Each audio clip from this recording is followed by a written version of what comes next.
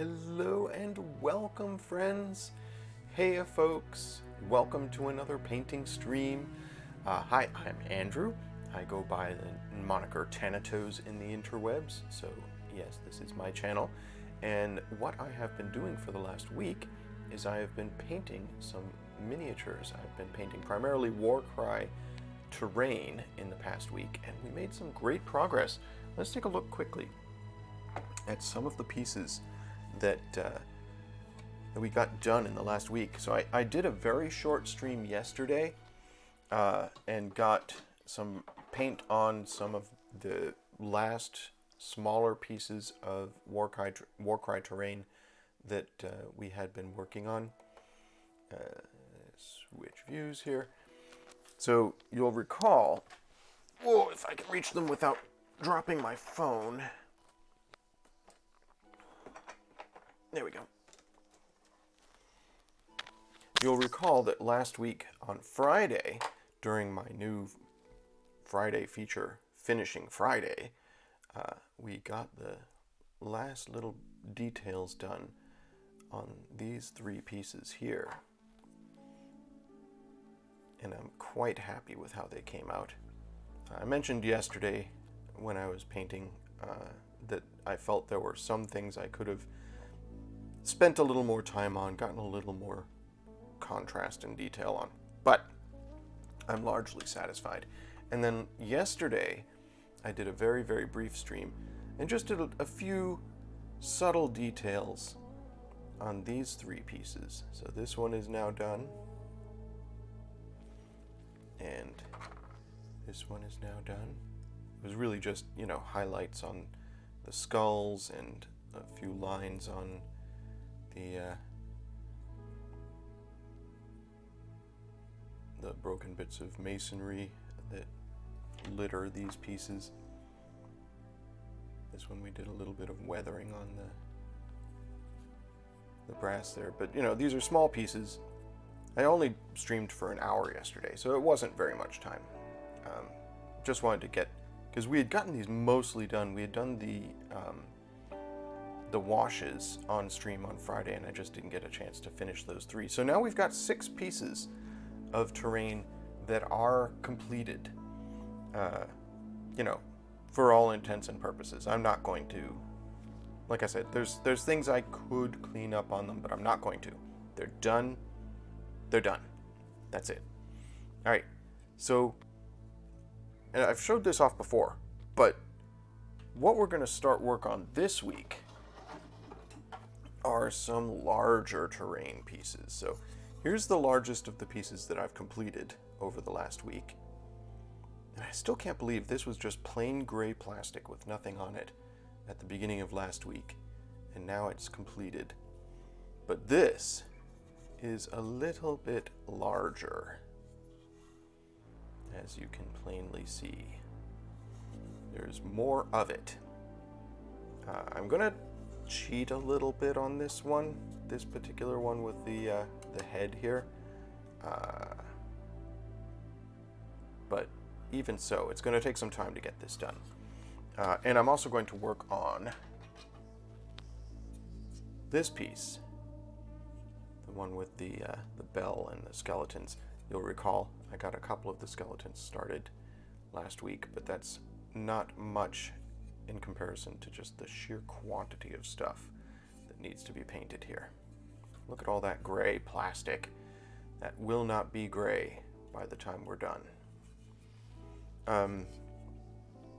So yeah, a large project for this week, and I am looking forward to it. I am curious to see how much we can actually get done. I don't really know how quickly I can get these things painted, knowing my painting style is very methodical, and I need to be a little less methodical. I just don't know if I have the ability to do that. Well, hello, Novocaine for the Souls. It's not afternoon yet. I realize that I'm ahead of you, but it is still only about 10:15 in the morning, which is why I have my coffee. Coffee.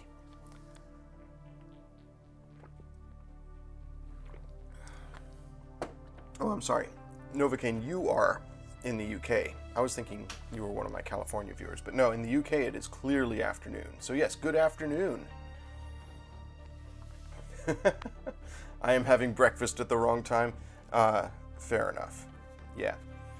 GMT breakfast was a while back. Although, you know, there have been days where I haven't had breakfast until afternoon. Anyhow, I need to get started on these pieces or they're never going to get done. Let's begin. Obviously, these pieces work as good test pieces for these larger ones. They give me an idea of the color scheme that I'm going to go for. So I'm going to paint the tops of all these stakes here. And we're doing that in a cork brown. That's this cork brown. And I'm just going to use my favorite brush because, let's face it, I use it for 90% of what I paint. This is my small layer brush, my Citadel small layer brush. And I'm just going to dive right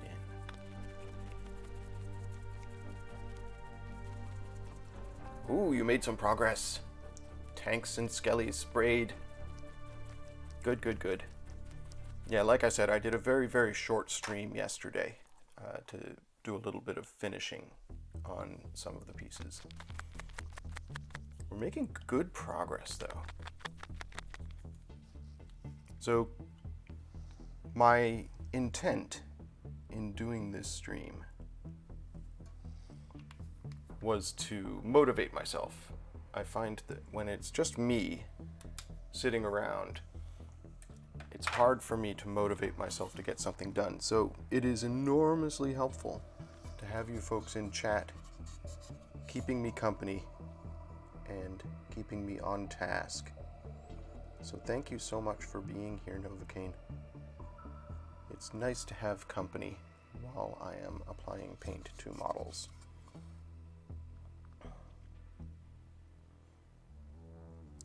Because otherwise, who knows how long it would take me to get anything done. I have those iron golem figures from the Warcry terrain that I don't know if you saw them, Novocaine. I showed them off on stream yesterday, and I've shown them off a couple other times. Those things took me like 2 months to get the base coats on. And I still haven't done a wash on them. I'm actually kind of nervous about doing a wash on those guys. Just because it's going to be, I don't know.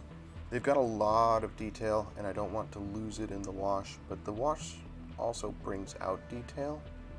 So, we'll see. But yeah, it took me 2 months to get 8 figures done. I'm kind of hopeful that doing this regular streaming thing, streaming every weekday, I'll get a significantly larger amount of paint on models. We shall see how that works out. Oh gracious, already getting cat hairs in my paint.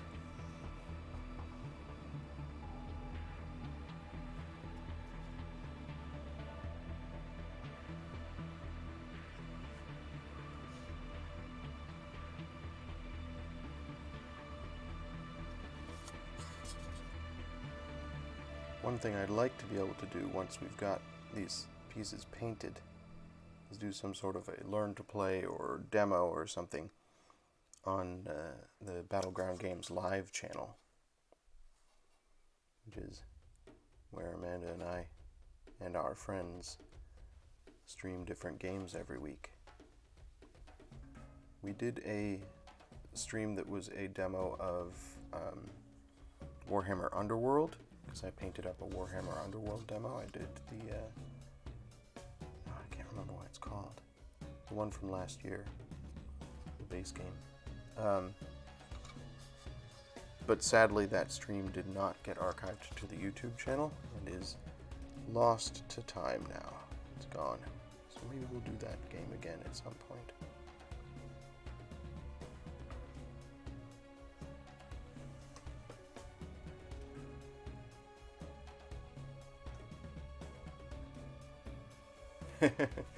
Yeah, I don't own an airbrush.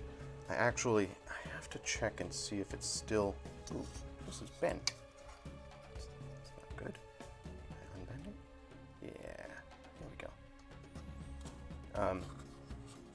There was a Kickstarter run by Stuart Semple, who is a artist of some renown and a bit of a eccentric, for handheld airbrushes that use a compressed air canister cartridge, so you don't have a compressor running.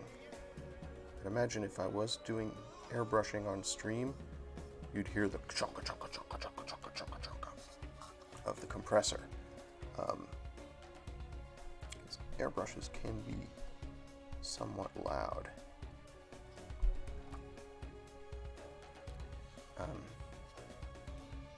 But yeah, doing terrain without an airbrush, because I don't own an airbrush.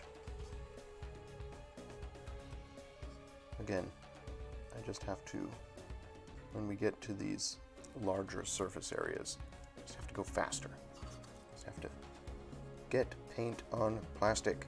Just do it.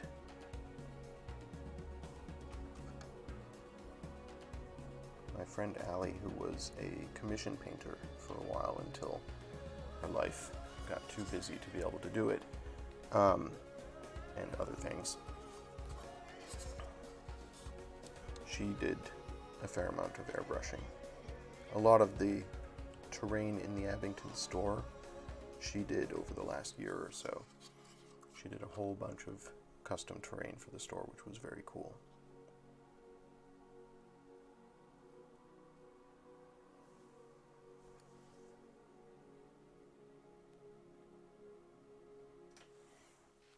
Yeah, an airbrush would definitely be handy. And it would be a new technique to try out. I'm all about learning new techniques. Yeah, this has something that is new to this piece here. On these terrain pieces that I did last week, there's plenty of these wooden stakes and logs and stuff. But you'll see this one has pointy bits coming up out of the log. Not sure what to make of that. Should I do those in this cork brown as if they were bits of wood sticking out there at right angles? Or should I do them as if they were metal? I think I'll do them as if they were metal spikes. It's a weird detail. I don't really know what the artist who molded this intended that to be.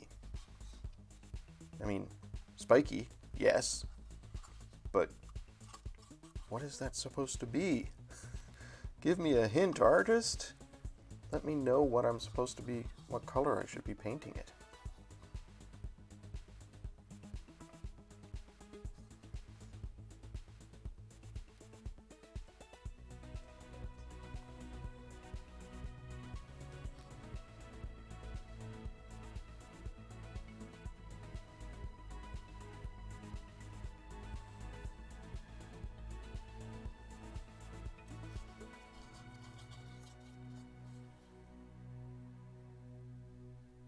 Most of the time when I look at a model, I at least have some idea what the sculptor was going for. Like, you see straps and buckles and pouches, and you're like, yes, I know what color those should be. Then you see a detail that just doesn't make sense. Makes no sense. Compels me, though.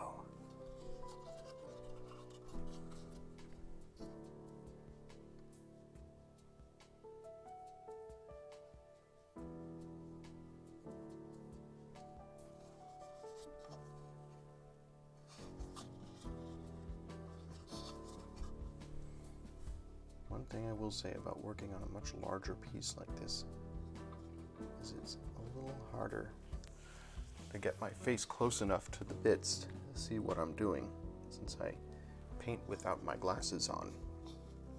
And my eyesight is very good within probably 6 inches of my face, which is handy, but if I can't get my face 6 inches from the model, it's going to be tough.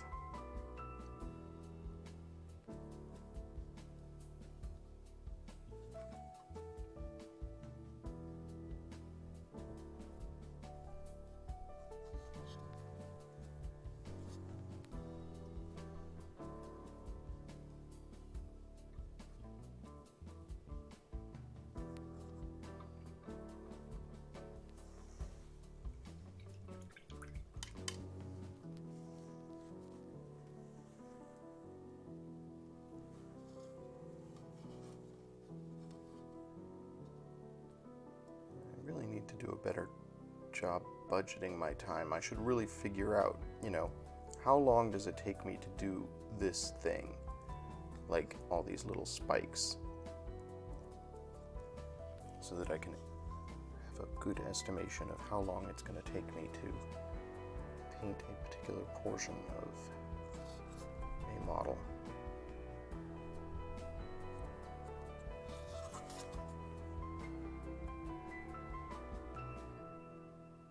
I don't know, maybe I don't want to know.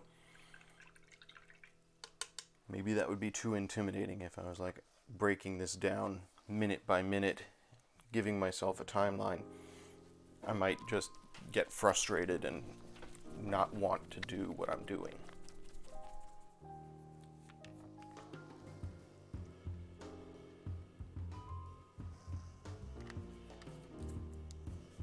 I do get the feeling I'm going to go through quite a lot of paint over the course of these larger terrain pieces, which is why I bought more paint in some of the colors. I bought more of the brown that I'm using for the logs and stakes and stuff, because I know there's a lot of those in these pieces.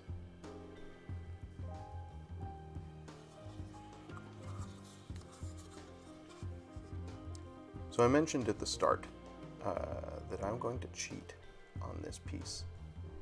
I'm going to do a thing that is not necessarily, I don't know, it feels like a cheat, but I think it's probably fine. The giant stone head that is the bottom piece of this bit of terrain, this stone head here, I'm not going to paint it. I'm not going to paint it. I'm just going to leave it gray and let the wash do all the work. I'm going to go in and do some details. I'm going to paint the eyeballs because that's something I think would be fun. And I'm going to paint this headband that he's got as if it were, leafed in metal or something like that. But all this, I'm going to leave it gray. And then when I do the wash is going to get in there. And then, of course, I'll do some highlights, some dry brushing to really make the textures pop. But I figure that'll save me some time to just leave it gray. We kept it gray for the Futurama fans amongst you.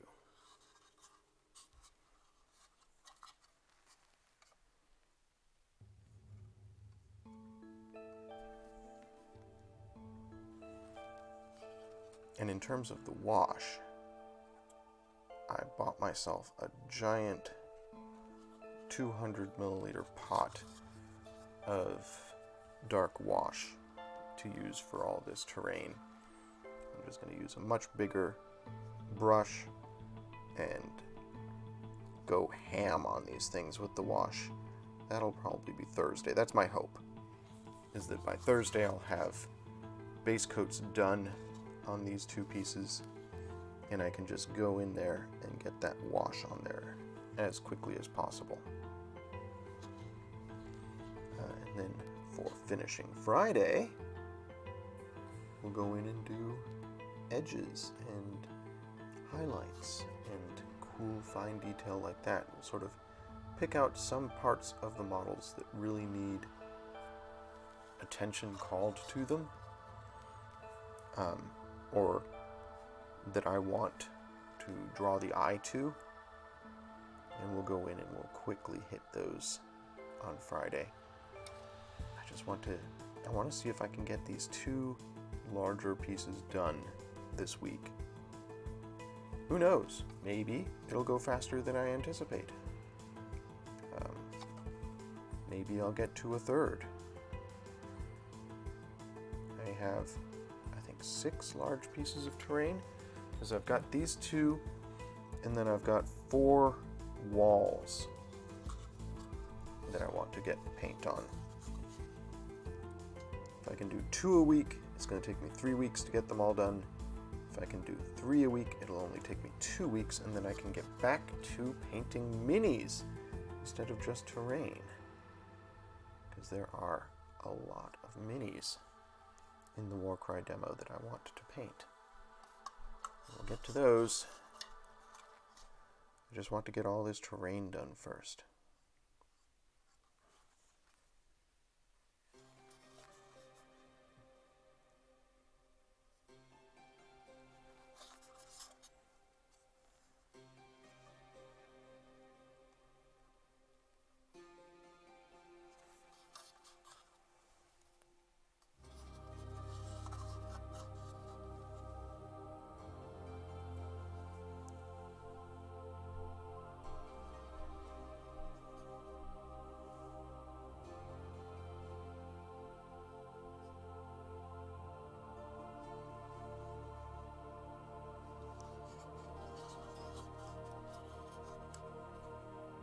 Let's break this model down a little bit, just so that I have an idea of what I need to paint. I've got to paint all these wooden spikes, which I'm going to do in that oak brown. And I bought more. It's just a Vallejo flat brown that I think is the same basic color. We've got a whole bunch of skulls. Skulls are always fun to paint. So we'll be doing those in skeleton bone. Let's see, there's 1, 2, 3, 4, 5, 6, 7, 8, 9, 10, 11, 12, 13, 14, 15, 16, 17, 18, 19 skulls. So we'll get to those. The planks of the steps here, I'm going to do in a different brown, just so that this thing doesn't look too monochromatic. I mean, yeah, it's going to have a lot of brown, because it's got a lot of wood, and wood generally is brown, right? I'm going to do those planks in a lighter brown than these pillars, or these stakes. So we'll do that.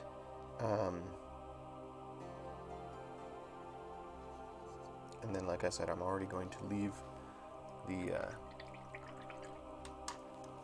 big stone head gray with some details to it. You can see there is some broken masonry lying around the head, and those we're going to do in the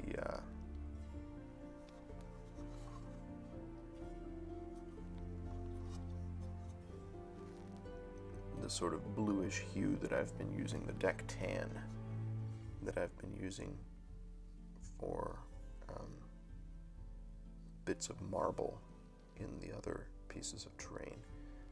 We want all the terrain to look cohesive, right? We want the colors to be similar between the pieces, so that when they're on a table together, it looks like they all come from the same world. So I'm not going to go outrageous with them. I'm going to keep them all basically the same color palette from one piece to another. There, it's all these little spiky spikes. Done.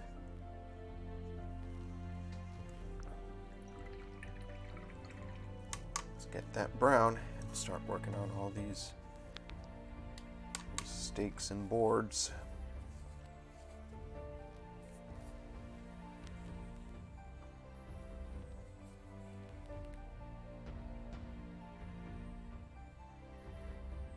What did I prime the mini with? Yes, it was a rattle can. It was, in fact, this rattle can right here. Army Painter Gray. Just uniform gray Army Painter that they're primed with. And yes, all of the terrain pieces were primed in the same color. So that because the color of the prime is definitely going to influence how the color looks on the model. If I primed some of them in white and some in black, they wouldn't be consistent between each other. So this is just our oak brown. I'm going to finish this bottle off this week. There's no doubt about that.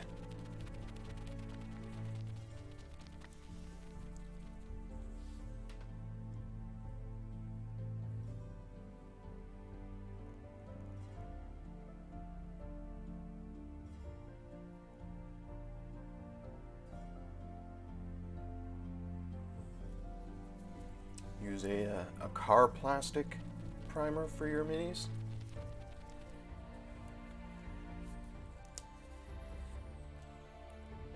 Every once in a while I get somebody who comes into the store that I work at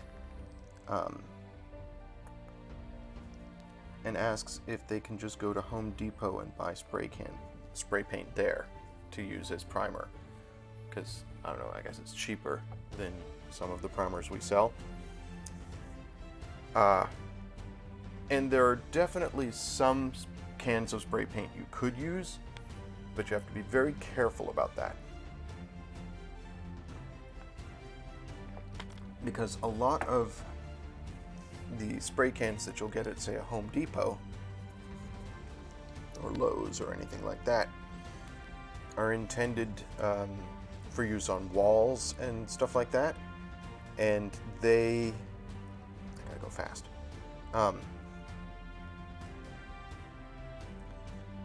They're not suited for being painted over. They'll often have a finish to them that in fact is intended to make them stain resistant, which means if you try to paint over them, the paint is going to bead and it's not going to go on well at all. So you can use some just generic spray cans, but I think what you're saying, Novocaine, you're saying that you use a rattle can, a spray paint intended for painting car minis, and sure, that's going to work fine. And it gives you good adhesion, you say, which is nice.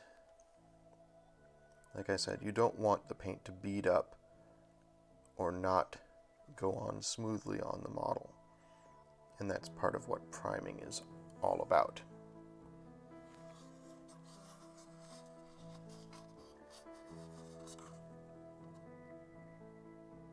But I pity anybody who gets,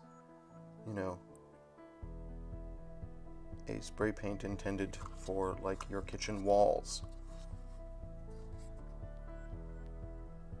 It is stain resistant and will actively work against the paint that you're trying to put on the model.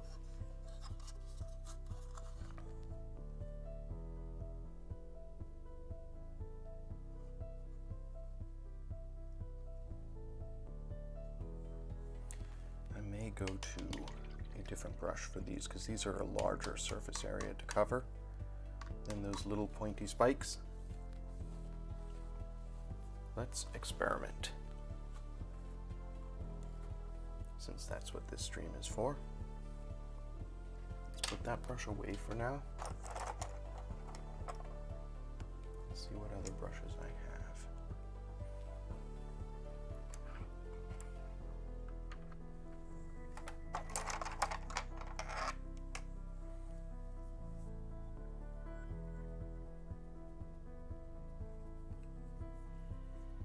All right, let's try this. I have a Wargamer Regiment brush. It's got a much bigger brush head and is intended, I believe, for painting quickly larger areas. So let's see if that makes a difference here in getting paint on the model faster. Obviously I'll lose some precision, but I can always come back in and do detail work later. Like there's these bits here that are the twine holding this together, which I did in this nice burgundy red here. Doesn't really matter if I get too much paint on them now, because I'm going to go back and do them later with a finer brush.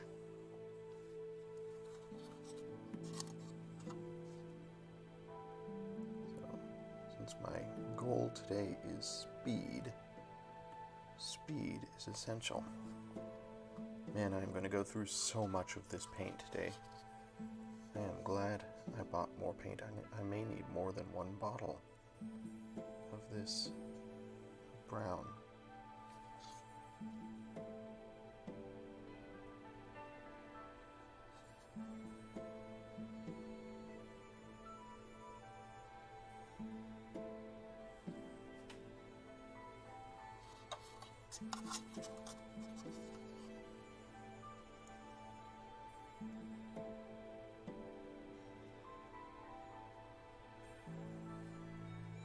My goal today is to get all the wood on this piece painted, and maybe the ceramic around the base. What I've been doing is marble, broken bits that are at the bottom of the base. Maybe I can get to some skulls today. Who knows? It will depend on how quickly I can get the paint on there.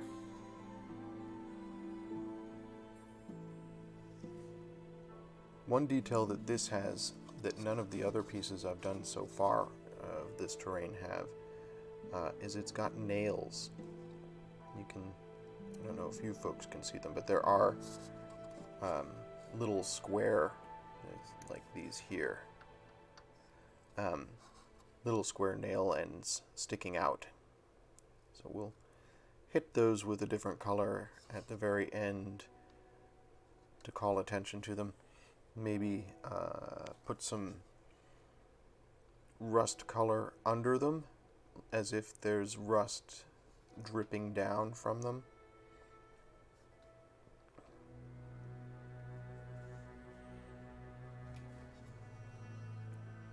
It's those little details that I really enjoy that make the painting fun for me. So finding those details, discovering them, is what kind of makes painting an enjoyable experience for me.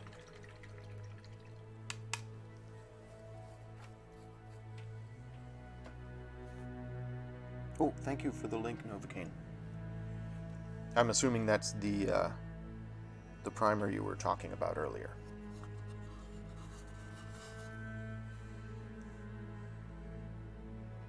I am going to order some of that paint you were talking about on Friday.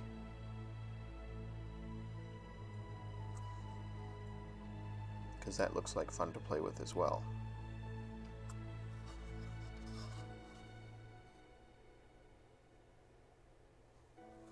Right, the alchemy paints. Like I said, my wife has recently bought herself a few sort of opalescent and shimmery paints that are kind of cool. Her latest painting project is much less intense than this.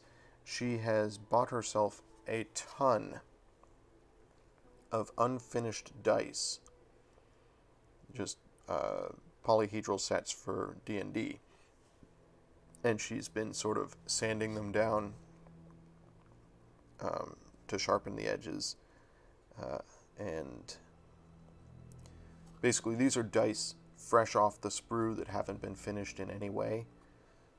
So she's sort of polishing them and then painting in the numbers. And she's having a ton of fun with that. It's an awkward angle to be painting at.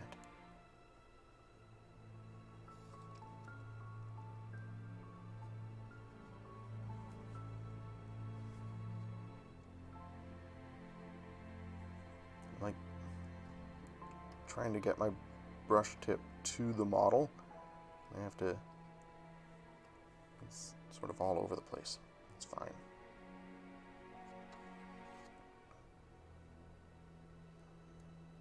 All of this is going to be messy initially anyways, it doesn't really matter.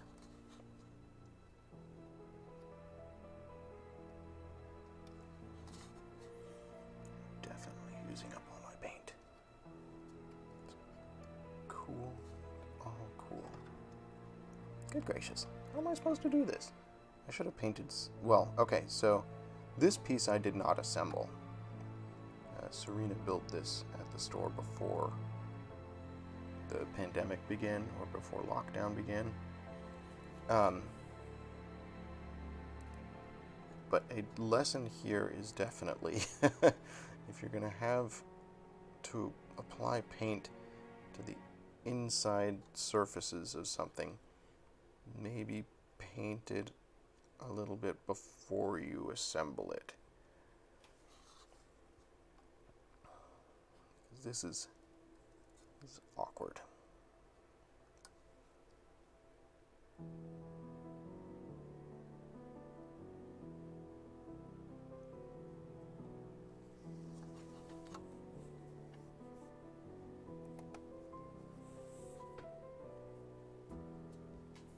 Ten rabid bears, hello, hello, welcome.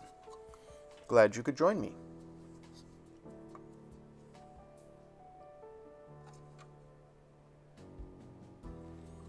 Oh my goodness. Need more paint. Where'd I put it? Brown.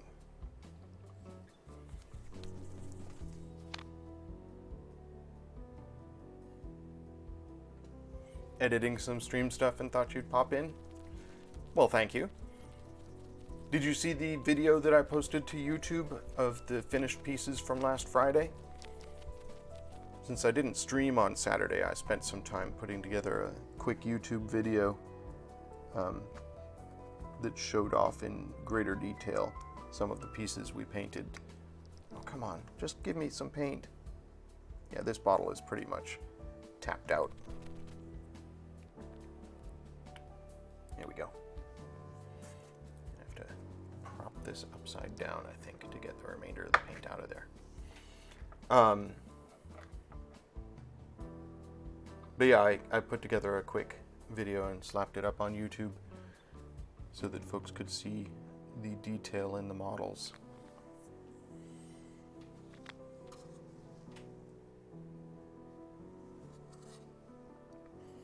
So Andrew, today we are delving into the larger terrain pieces, as you can see. Try and get some paint on these bigger pieces, and it's going to be an experience. Just in terms of there's a lot to cover, and I want to do it within a reasonable time frame. So I'm trying to balance getting paint on quickly and not being too messy about it. We'll see how it goes. But when I'm done, there sure will be another whole set of terrain for folks to bring to the Warhammer tables, which is always nice. Folks like having new terrain. And at some point, we've actually started making plans for a doubles tournament. We had a doubles tournament planned last year for this time. And of course, that never happened. So we're making plans now for our next doubles tournament at the Abington location. And it's handy to have a wide variety of terrain. We may have to limit it in terms of participation. Normally our doubles tournaments are like 40 people in the store, so 20 teams, which doesn't sound like a lot, but setting up 10 tables with different terrain on each table can take up a lot of space, and it would certainly be the largest number of people we've had in the store since lockdown began. So we may have to do slightly fewer.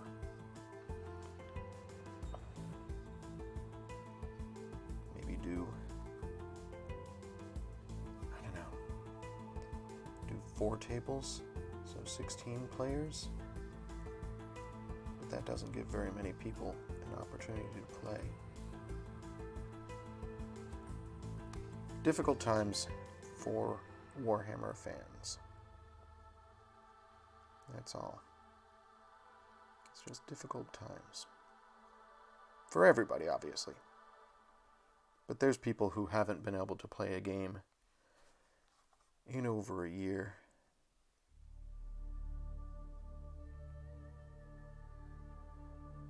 I just wish I had gotten more painting done during the initial lockdown. I look back on it and I'm like, what was I even doing?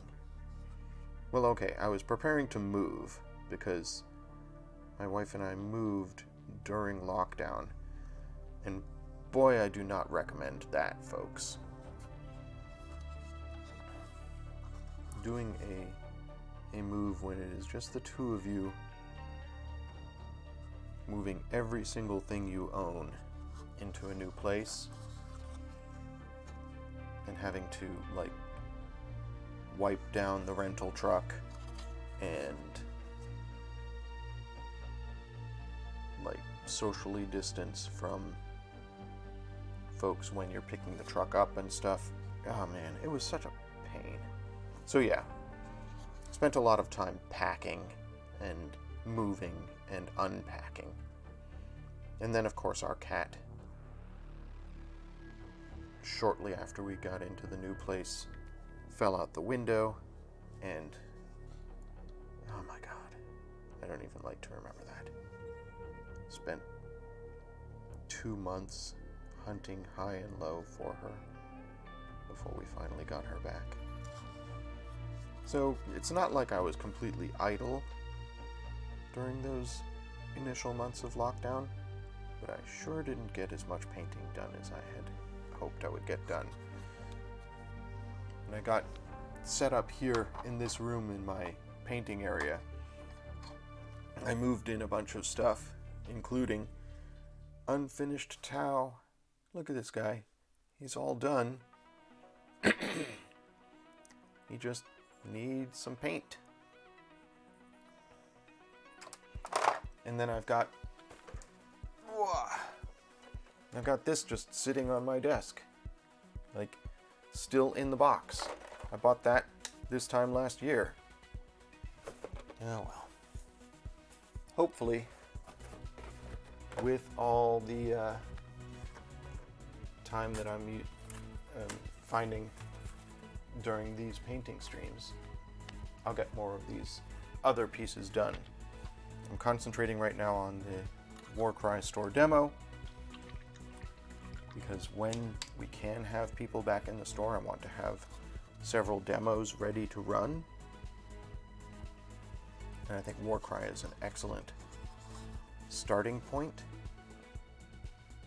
for people who want to get into Age of Sigmar.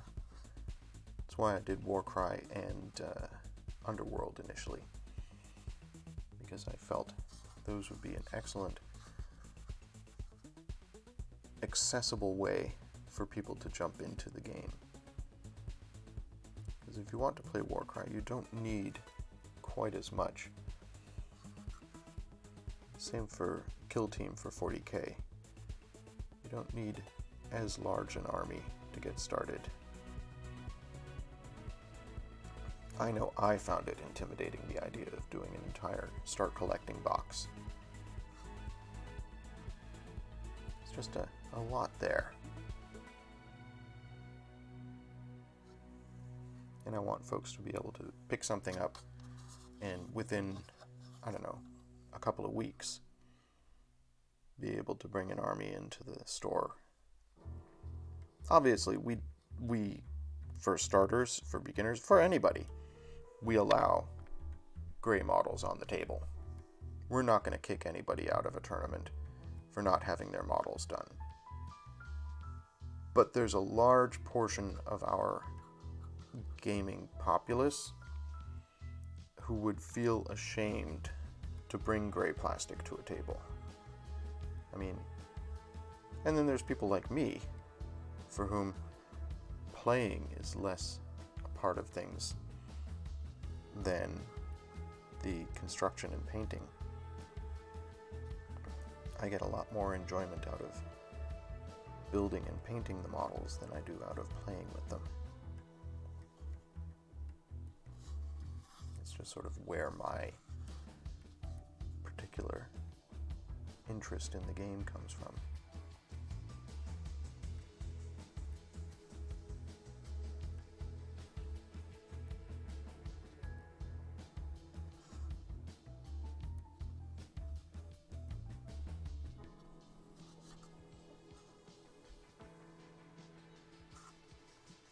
We're definitely getting paint on the model. It's happening.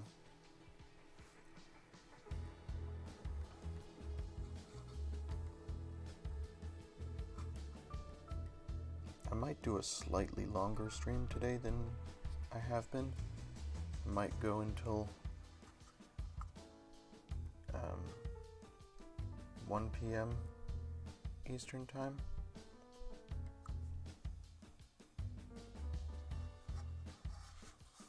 Just because I have that luxury. Amanda won't be home until 1 for lunch. So I have a little bit more time to work on this. I want to get as much done as quickly as I possibly can.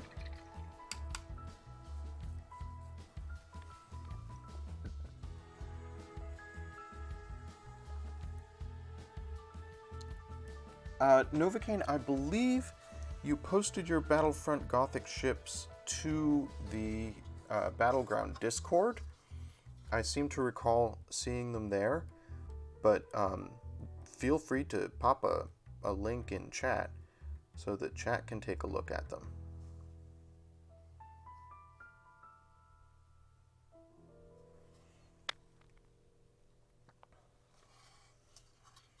I think you might have put a link in Battleground Games when we were streaming live the other day too. I think I remember Amanda commenting on them.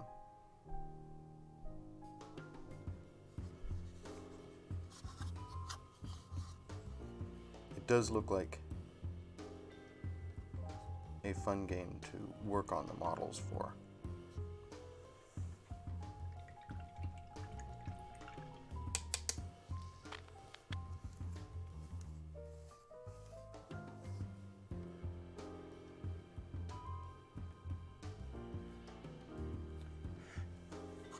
Awesome. Awesome. So they're in my Discord. Thank you very much. I will definitely take a look at them when I am done with this today. Like I said, I think I've seen them before, but I appreciate getting a chance to see them again. Yeah, just mash the paint in there. Get paint on plastic. I'm like, this angle is so irritating. I am destroying this brush. Luckily, it's a bigger brush to start with, and not a brush I care a great deal about. But I'm just, weird angle to paint at.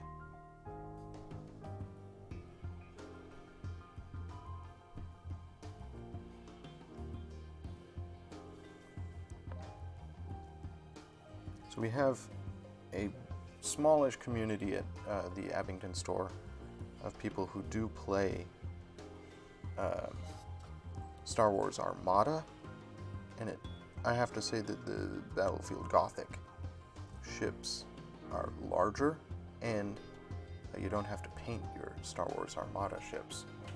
But it seems like a similar form of squad-based galactic warfare.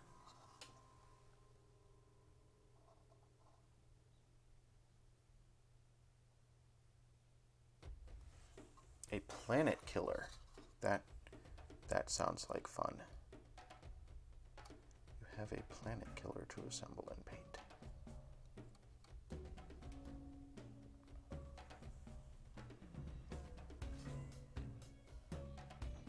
What size play area do you need for that game? It looks like a 6x8 table. It looks huge, is what I'm saying.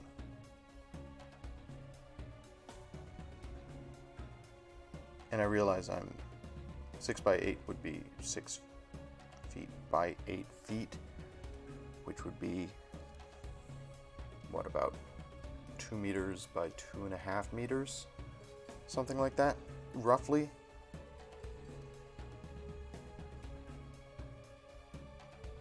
I wish the US would just convert to metric.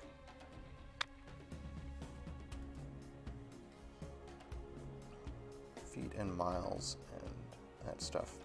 They make no sense.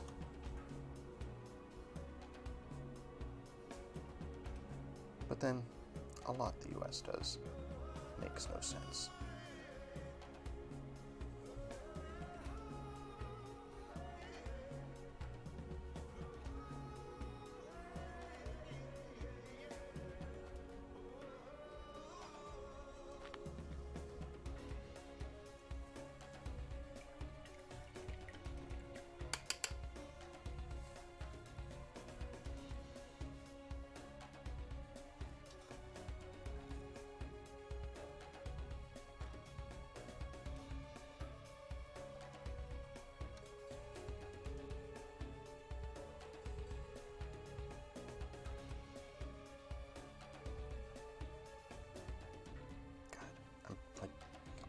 Tempted to break this thing so that I can paint it and then glue it back together again. I'm not going to do that because I'm not a destructive person, but boy is this being difficult to paint.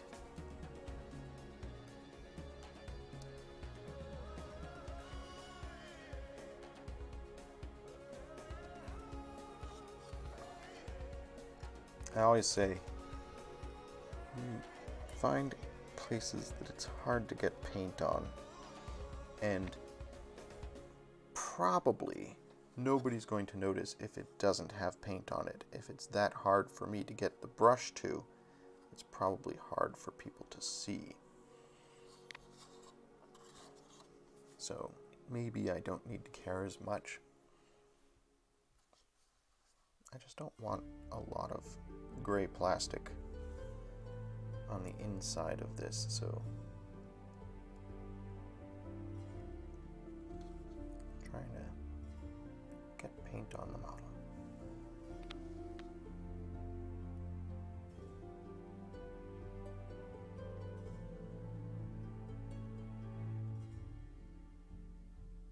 "12 by 6 feet, okay. You were using 12 by 8 foot tables so that you had room for rule books and such? Yeah. That is a large amount of space.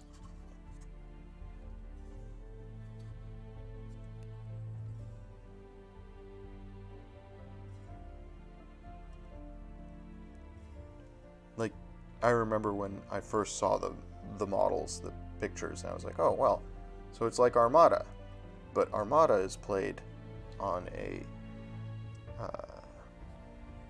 3x4 or 4x6. It's much smaller. So, yeah, much bigger models. You were talking about much bigger models.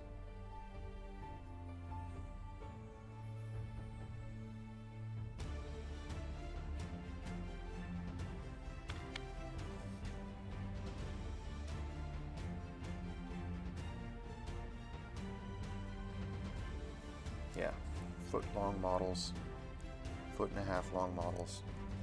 It's going to take up some space pretty quickly.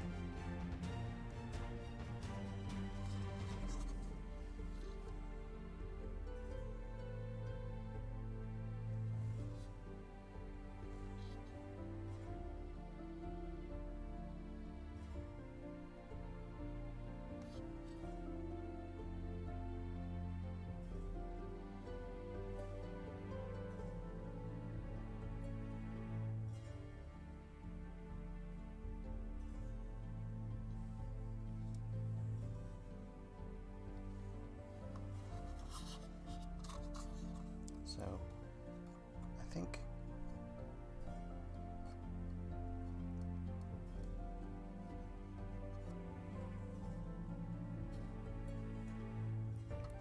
we've got about 1/3 of the stakes and logs in this model painted now. And we've been going for an hour. So if I want to complete all the stakes and logs in this model, I'm going to have to go late. I'm going to have to go until 1 o'clock.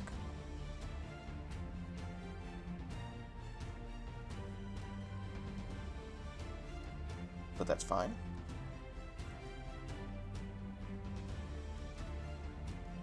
I was unsure how long it was going to take me to get some of these terrain pieces done, and this is giving me a good benchmark. This is giving me a good idea of how long it's going to take me to get paint on some of these things.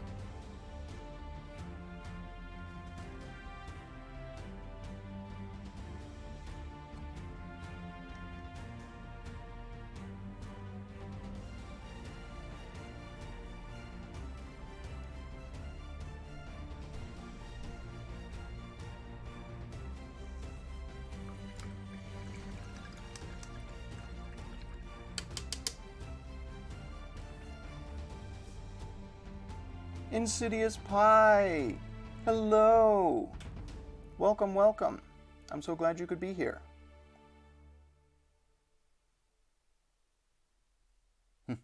If I was there, you'd have them sprayed in a jiffy? Yeah. It would probably save me some time. I don't know, maybe I should look into getting myself an airbrush.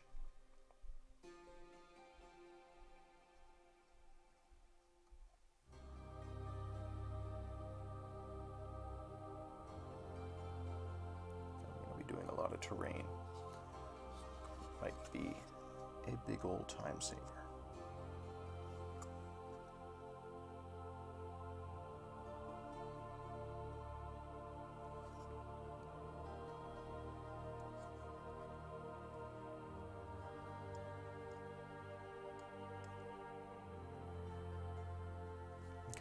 Okay. We're making progress.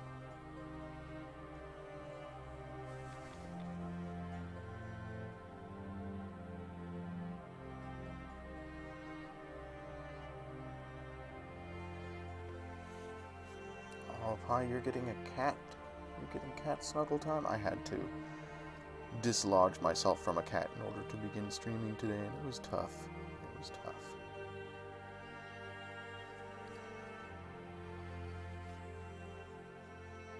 Last time I saw her, she was just staying in exactly the same place, which is what she does, you know. She'll snuggle down in a place, and then if you extract yourself from beneath her, she just stays there, almost sullen. It's like, why would you move? Why would you do this?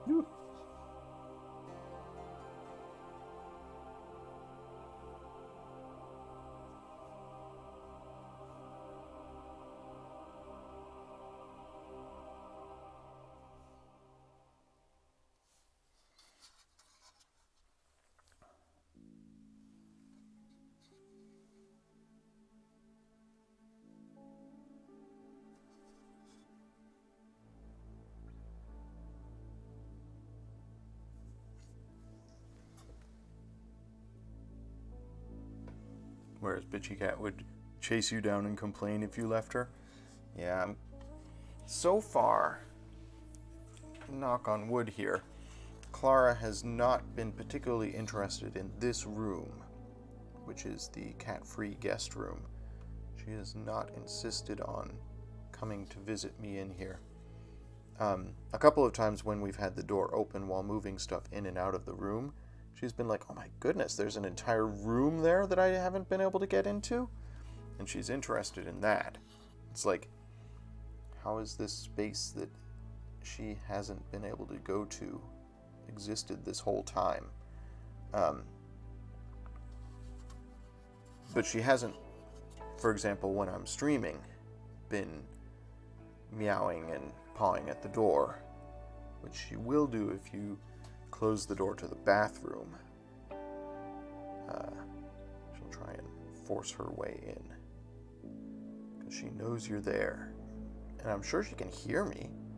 It's not like I'm being quiet. But she just doesn't seem to be interested in this particular room.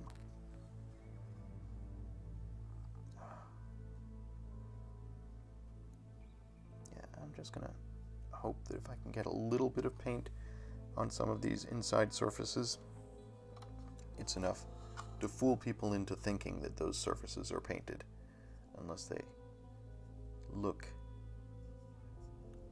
very closely in just the right light.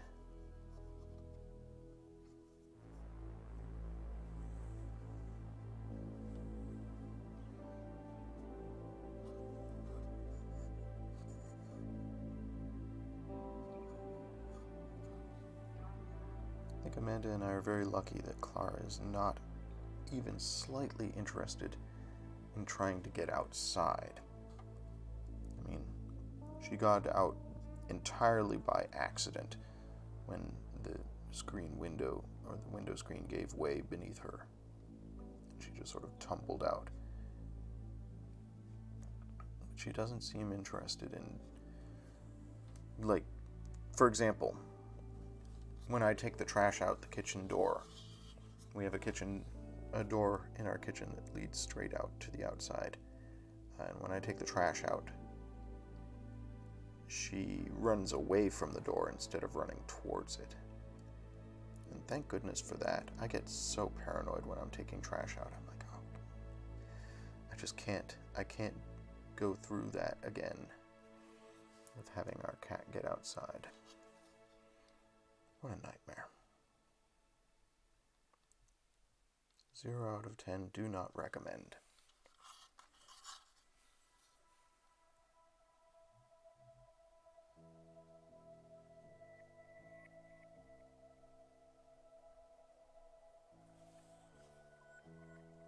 I need more paint soon.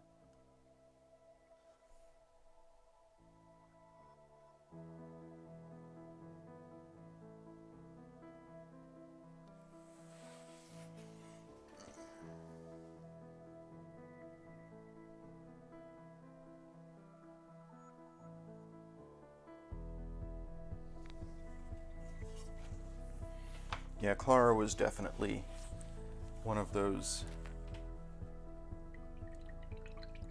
cats that needed extra attention.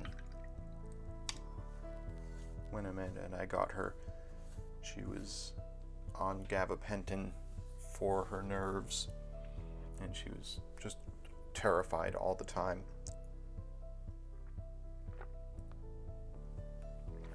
Which makes it that much more gratifying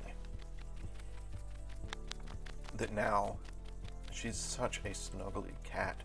She loves scritches and she loves being near us.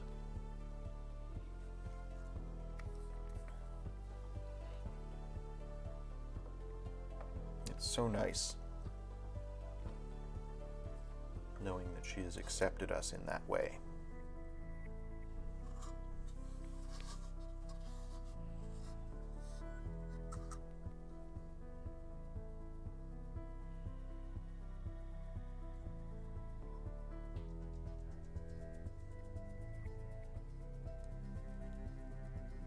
So how was everybody's Easter, by the way? I hope folks were able to be safe and enjoy themselves if you celebrate Easter. Like I said on yesterday's stream, I am not a religious person myself, but I know that for a lot of people, religion is a source of community and togetherness. So I hope that anybody who does celebrate found a way to do so safely.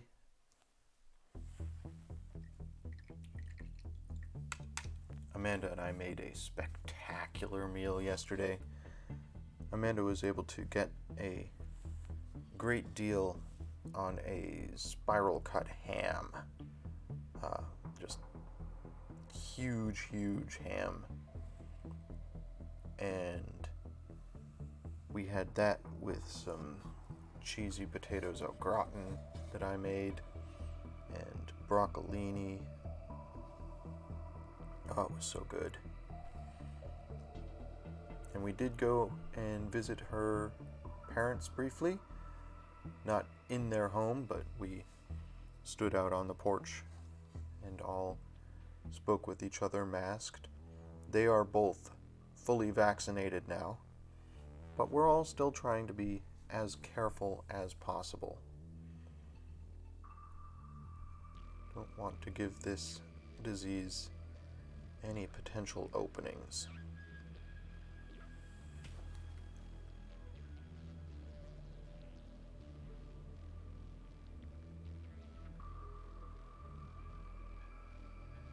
So broccolini is like young broccoli. It's got a lot more, it's generally sold with more of the stalk on it, where broccoli is just like the crowns.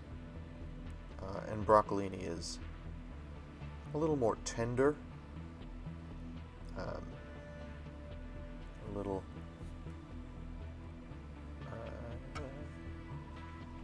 more flavorful, and it is a fantastic companion to almost any dish. At least that's how I feel. Generally, when we're preparing it, Amanda and I will initially braise it slightly, like cook it in some oil to give it a little bit of a crust and a little caramelization. I do love broccolini.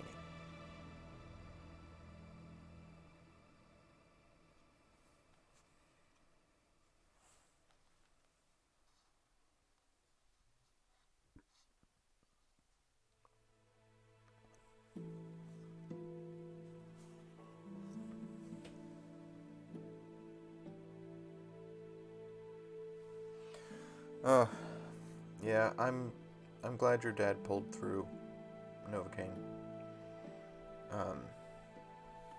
It's been rough times. I mean, here in Massachusetts, we had a large initial surge, partially because there was not PAX. PAX, for some reason, didn't have a lot of cases come out of it. I guess it was just early enough that COVID wasn't as much of an issue in the States yet. But there was a biotech conference that happened shortly after PAX, like a week later. And it was a source of a massive number of infections in Massachusetts. So Massachusetts started out with a large surge of cases, but quickly locked down. And certainly in the communities that I'm part of, the gaming community and all the folks that I tend to hang out with, people took every precaution that they could. Which is not to say that this past year has been without its tragedies. Battleground did lose 2 longtime regulars. Not necessarily to COVID. Although COVID could have been a contributing factor, it was both. Well, the first one was definitely a pulmonary issue. But COVID could have contributed to that. As we know, COVID does attack your pulmonary system, attacks your heart and corpuscles.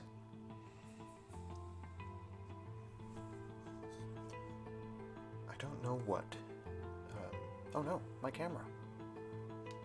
Sorry, folks. I didn't realize my camera had collapsed. Got a good view of my computer keyboard for a while there.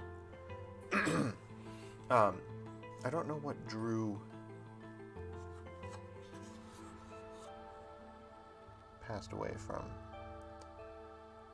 but certainly lockdown has been rough on a lot of people. And the fact that he lost his brother during lockdown was not good either. Oh my goodness, what a year this has been.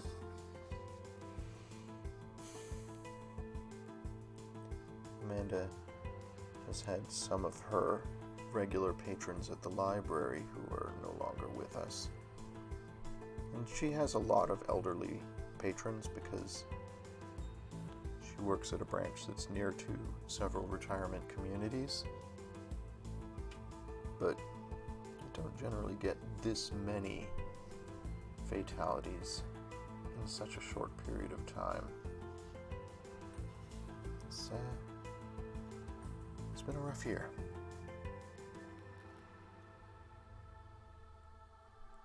But my family largely made it through okay. And I'm thankful for that. Most of my friends are making it through. Everybody's been very careful, which I appreciate.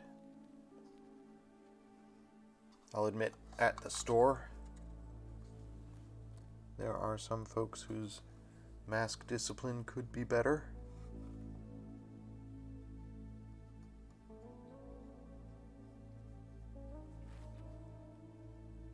And that's been a source of stress for me, as it took so long for vaccinations to roll out to retail. But I'm 2 weeks out from my first shot now, so getting closer.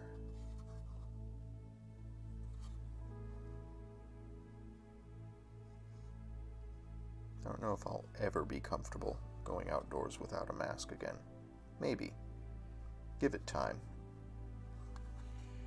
Certainly not comfortable with it right now.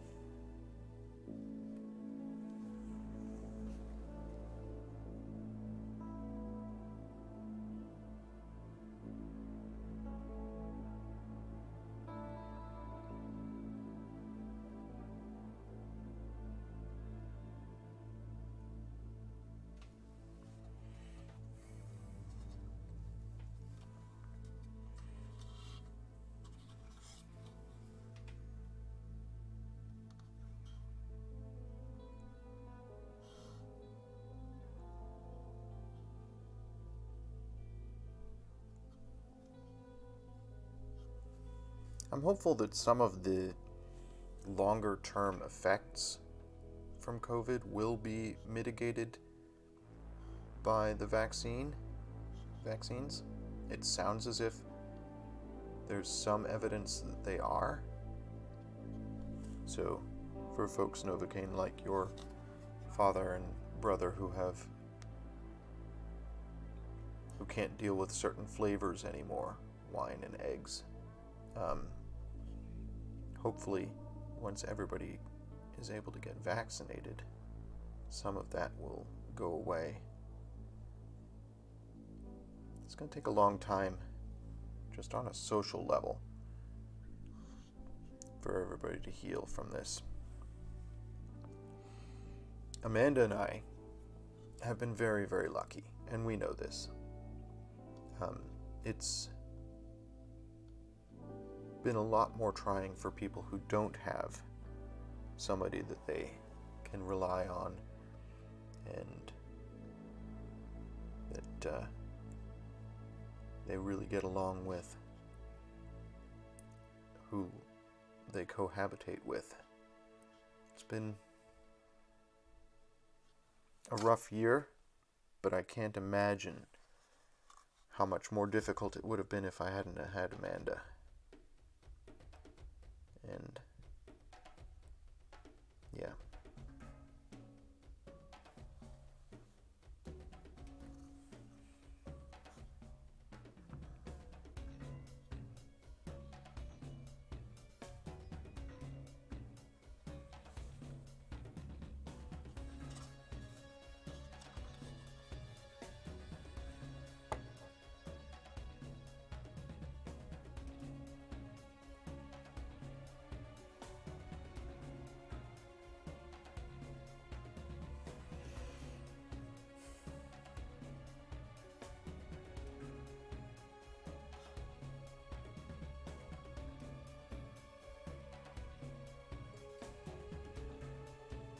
I'm lucky enough to have not had to basically change my career, like choose career or health, which, Pi, I know is something that you've had to choose.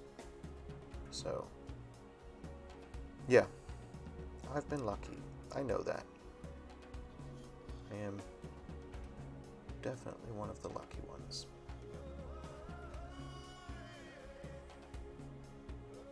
Which is a running theme in my life. I am definitely one of the lucky ones. I wish I could share that with more people. That is my constant desire, is that more people could experience the benefits that I get to experience.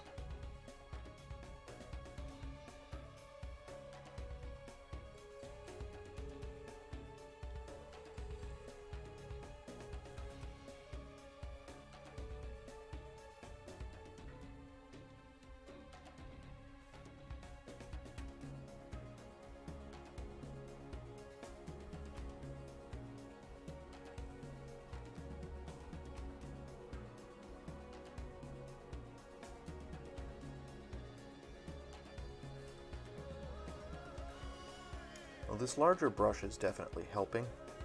It's making a mess, but I can go in with a smaller brush and do finer detail later.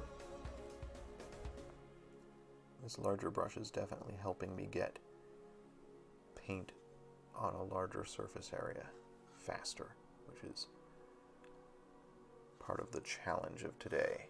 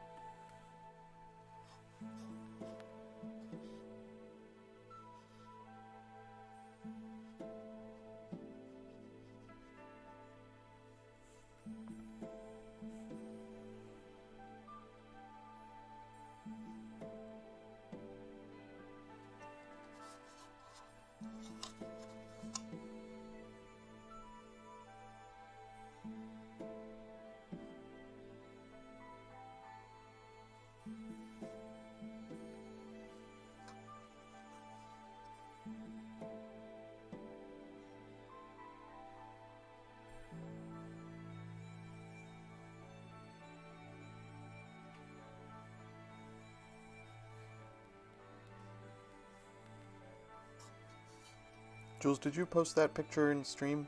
You should post that picture in stream. In chat. Of your lovely cat lounging.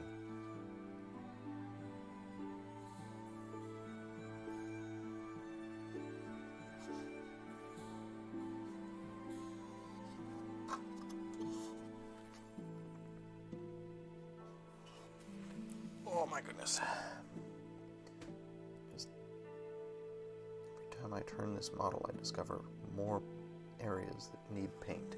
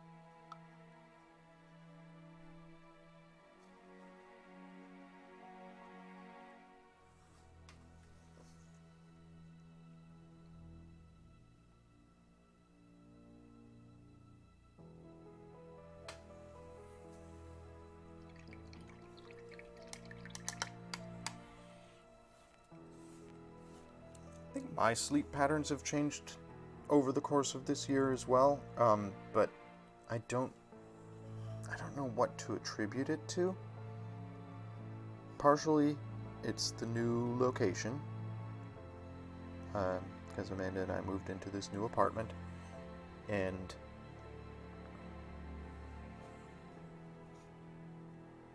that was a major life change.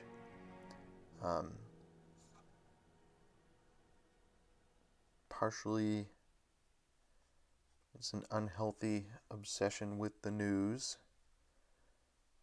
which has been somewhat mitigated by the end of the US presidential election cycle, but not completely. I don't know. I wake up on a daily basis with less dread than I used to. So that's good. The whole Clara search messed with my sleep cycle, because for a couple of months I was getting up at like the crack of dawn to go looking, because I knew she was more likely to be out and about and active at dawn and dusk.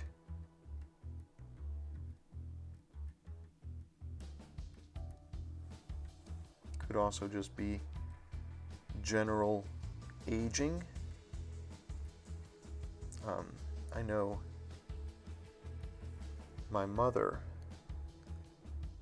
became more and more insomniac as she grew older. So I have that genetic disposition as well.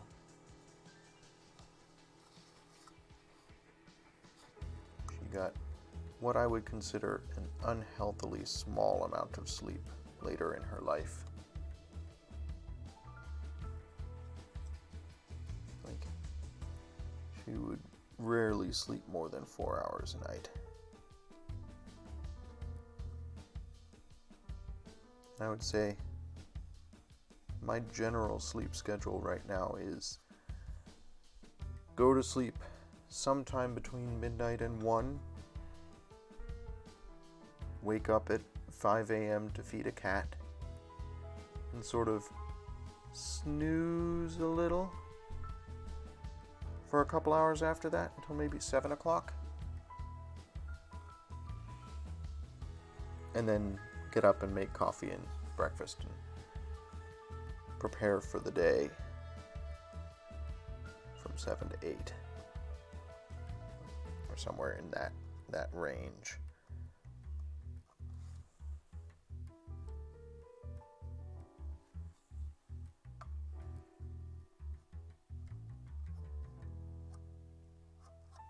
But I used to be one of those people, when I was a teenager certainly, who slept until noon every day if at all possible. Those days are long gone. I take a lot of naps. I take a lot more naps than I used to. Just siestas periodically through the day.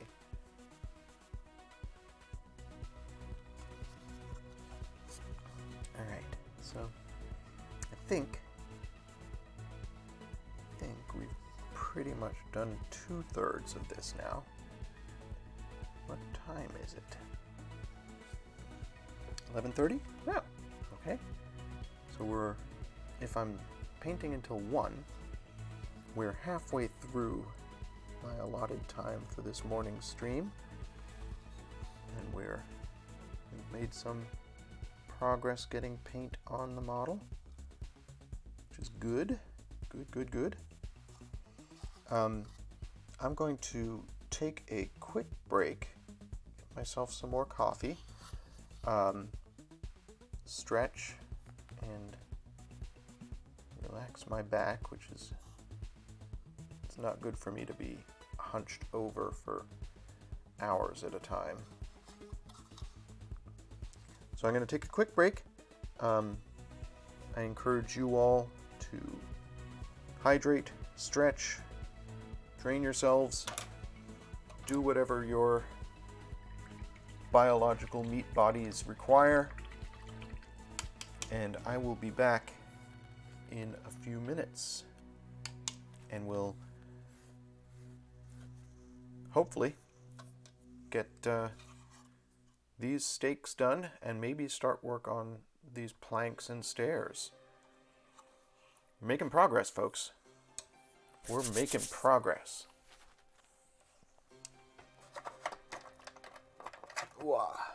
So yeah, don't go away, and we'll be right back.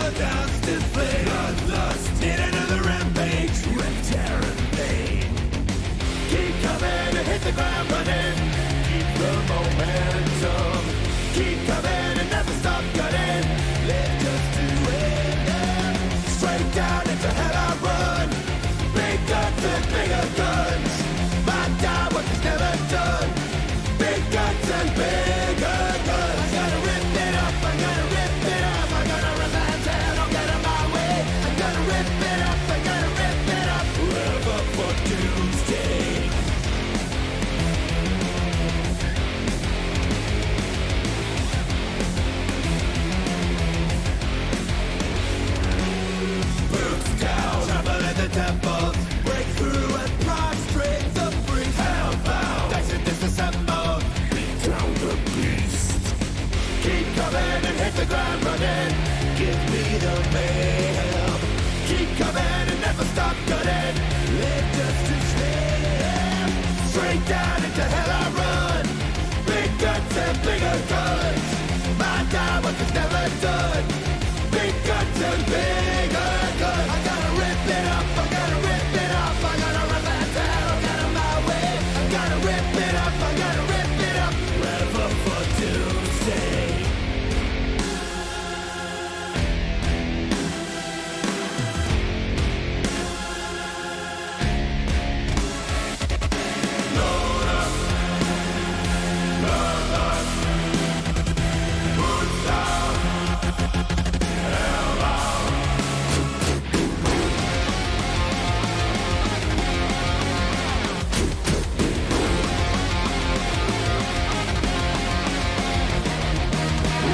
And fury fill my head. Keep it moving, red. Straight down into hell I run. Big guns and bigger guns. My time work is never done. Big guns and bigger guns. Hold down that trigger, son. Big guns and bigger guns. My work is never done. Big guns and bigger. I'm gonna rip it up, I gotta rip it up, I gotta rip that down, I got on my way. I'm gonna rip it up, I gotta rip it up, rev up for doomsday.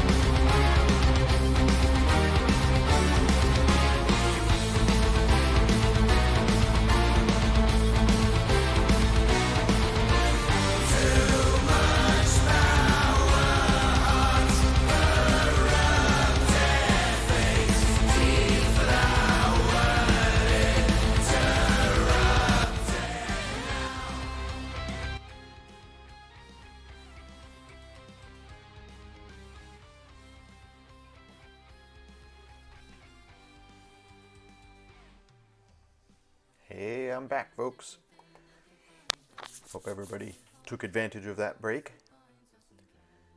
And let's get back to putting paint on models. We're making some good progress here. So far today, we've done all the tops of these stakes here. And we've gotten stakes on this side and this side done. My goal is to finish these today and start work on the stairs and planks and stuff. We'll see how much we can get done in the remaining time that we have allotted for today. I'm going to probably run until about 1 o'clock Eastern time. Yep, that is almost. This bottle is almost completely empty, which we kind of anticipated. I think I knew I was going to be running out of that brown paint, which is why I bought more. But let's continue to apply paint. Again, we're using a Wargamer Regiment brush, which has, as you can see, a very large brush head and is intended for use in base coats and getting paint on quickly. And I think it's been helping. Certainly it's not a good brush for precise edges or detail or anything like that, but it has been helping to get paint on the model quite quickly, which is definitely the watchword for today. Is there's a cat hair. There's a cat hair in the paint, folks. Can I get it out? Got it. Can you see it? You probably can't.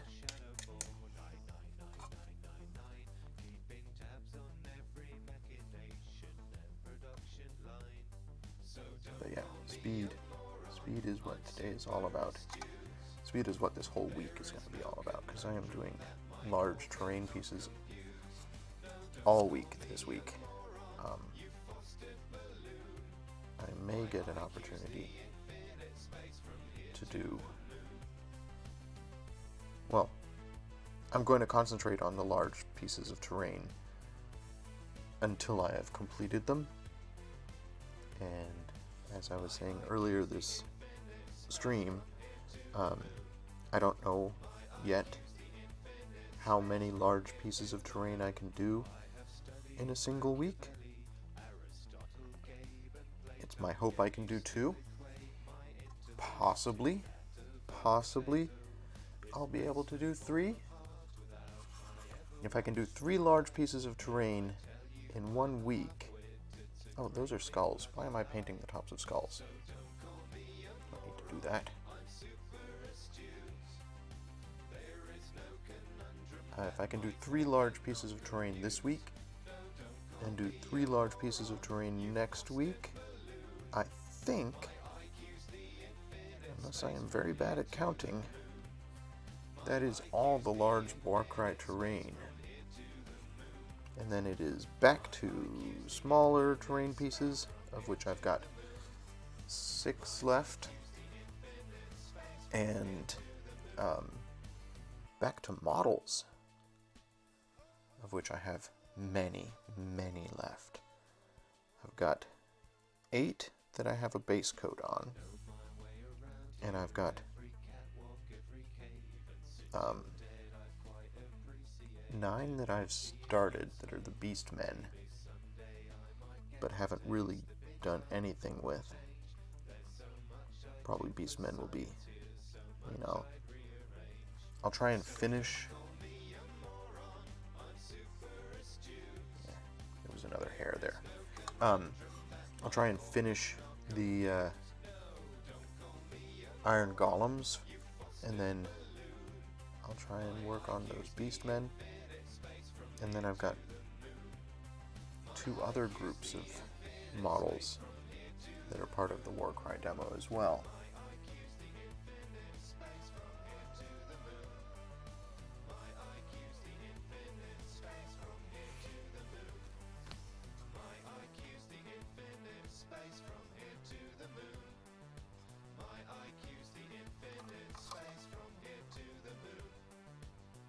I should have a cat hair counter or something for this stream. How many times have I complained about cat hair in my paint? I knew, even in a dedicated cat-free room, that cat hair was a risk I was going to have to face if I was going to paint at home instead of painting at the store. And I'm pretty sure I would not be getting any painting done if I was only painting at the store. So, cat hair it is.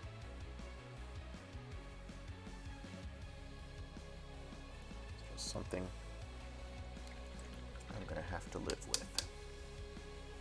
There is significantly less cat hair in this room than the other rooms of my apartment, but no space is truly completely cat hair free.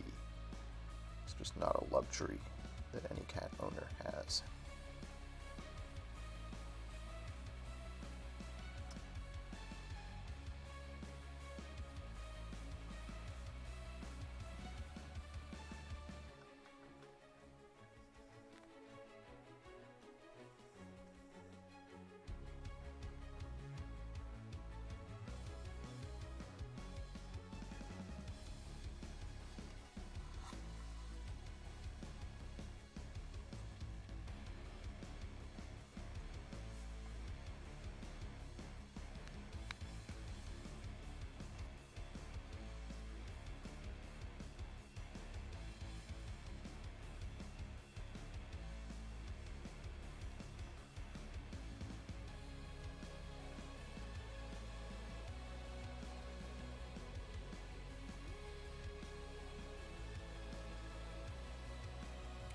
So chat,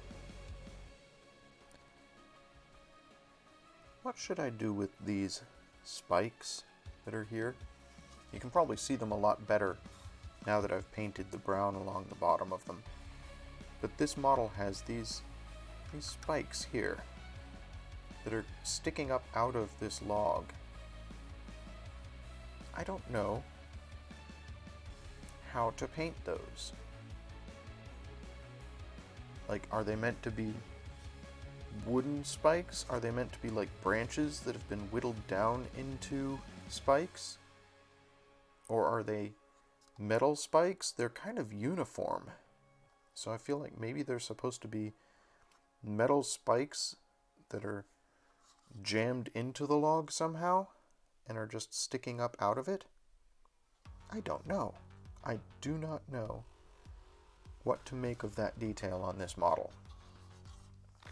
And I kind of have to decide, because I'm going to have to paint them. And the way that I paint them is going to be influenced by what I interpret them to be.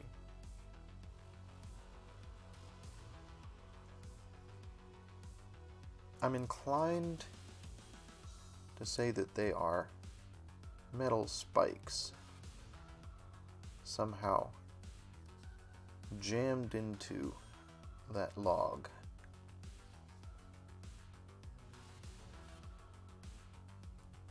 Pointing up out of it.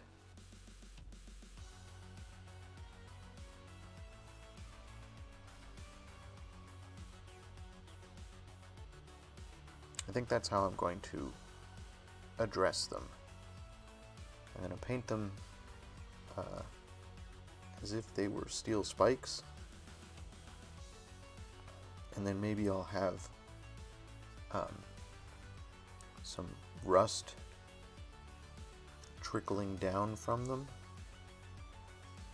as if they're rusted and weathered, and the rust is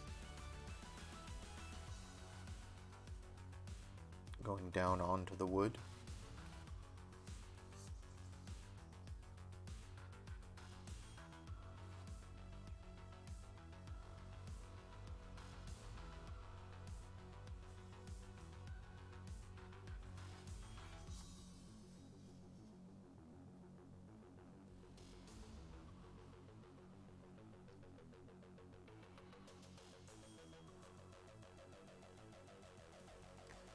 It's going to be a finer detail.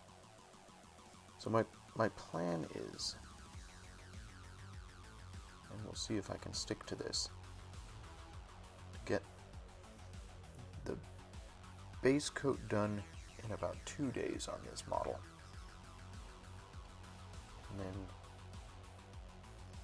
spend 1 day on finer detail for this model and the other model together.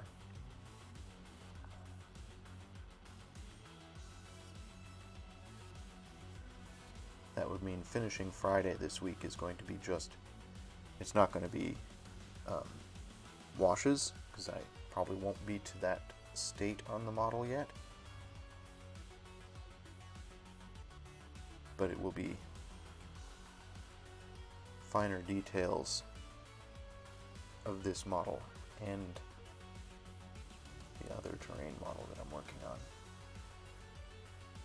That would mean that I would complete, well, I'd have to do washes later. So washes and fine details would have to be a later stream. But I would at least get base coats done on 2 pieces of terrain this week.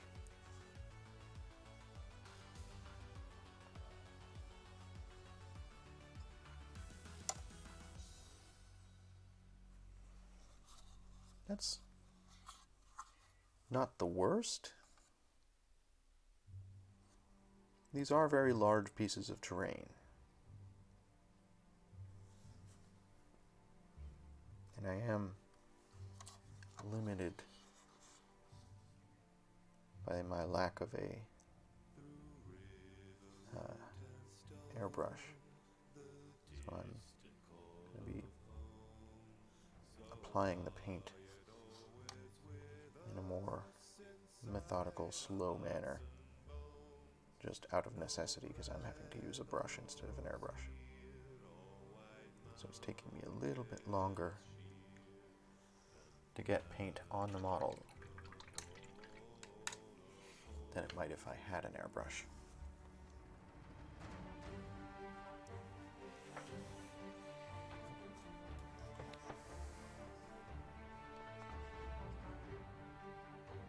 God, I am getting paint everywhere. It's just the way things are going to have to be. It's the only way I can get these pieces done in a reasonable amount of time.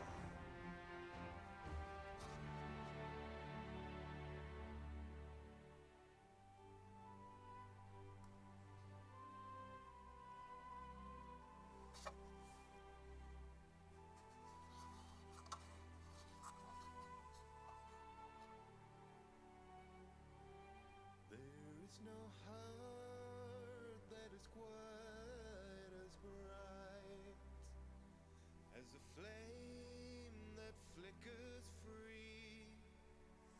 No many roads lay outside of my door. There is but one that calls to me.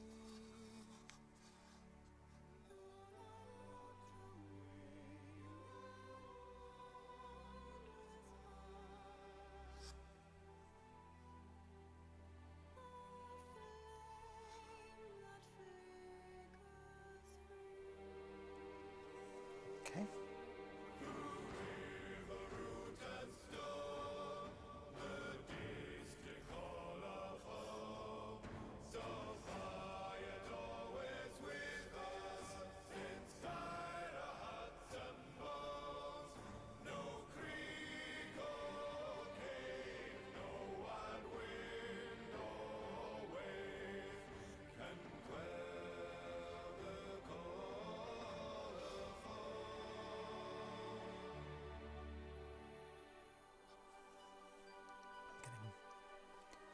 Quite a lot of paint on the model, which is good. And it's not all going where I wish it would go, but I'm getting quite a lot of paint out where I want it to be.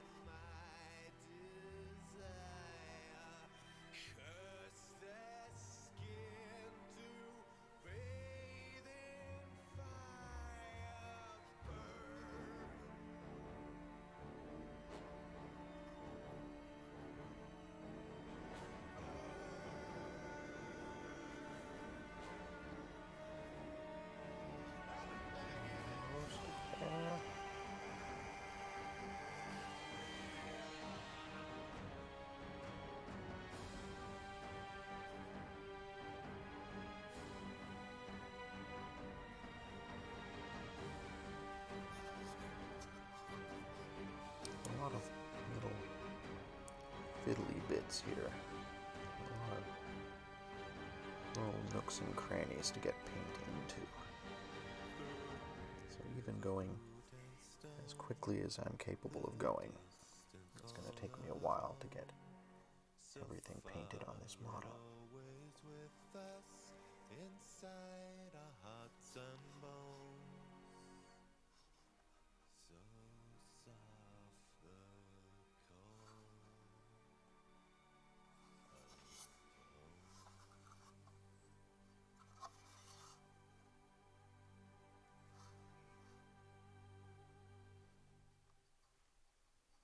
But we're making progress.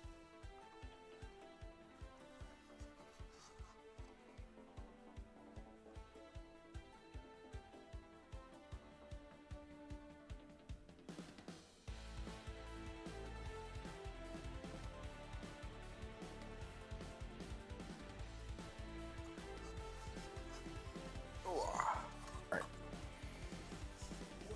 Just gotta do the back sides of these logs. And then we'll see if we have time to do some of the stairs and stuff. Yo, it's happening. Paint is happening.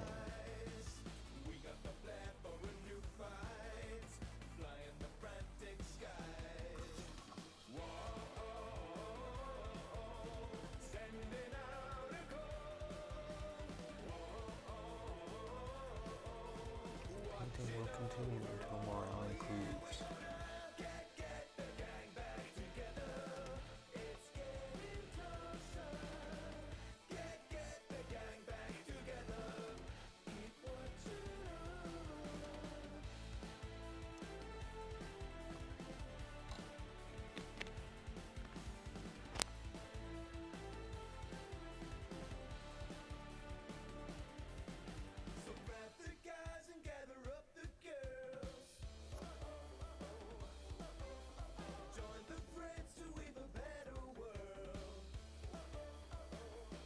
Just at this point, just mashing the brush in there.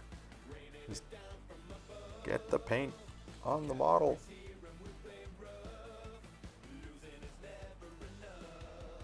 This angle. Oh my goodness. It's okay. All good. Where it needs to go. Coverage. That's what it's all about. Surface area.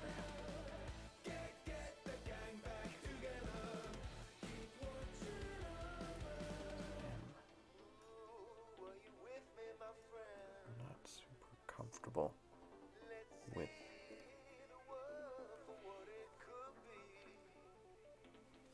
this particular mode of just trying to get the paint on as quickly as I can, cover as much area as I can, and I'm trying not to care that I'm getting paint on areas where I don't necessarily want it. I'm just going to have to go back over those areas and fix those in a detail phase with a different brush. Like the backs and tops of these skulls are covered in paint. It's fine. It's just gonna have to be fine. Because otherwise, this would take me weeks to do instead of days. And whereas I really don't have any time limit aside from what I've imposed upon myself, I'd like to get this terrain done so that I can do other stuff. Like, I've got other things, I've got other plans. I don't want to be doing this terrain for the rest of my life. So, just gotta get it done.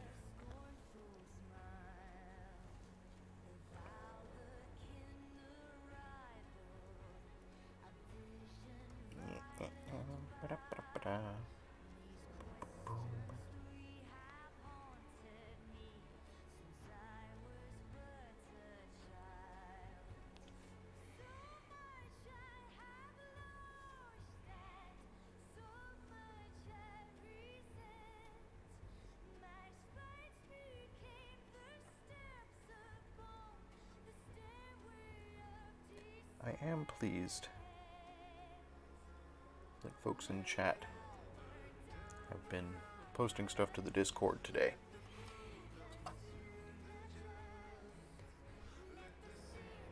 I look forward to looking at some of that stuff when I am done with this. I get to see what folks have been posting, because I'm not obviously looking at the Discord right now. I have it up in another window, but it's behind things. If you're watching this in the VOD or on my YouTube archive, I'm going to post... Here's a link to the Discord in the chat VOD on Twitch. And if you're watching this on YouTube, there's a link to the Discord right down below there. So click that link so that you can see the pictures that Novocaine and Pi have stuck in the Discord today.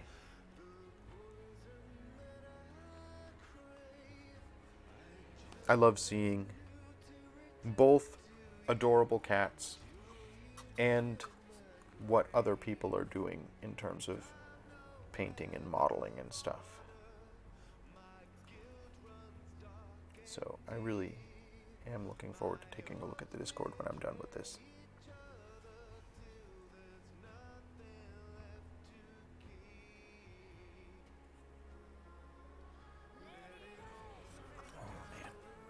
Making some progress, but it just feels like I wish I could go faster.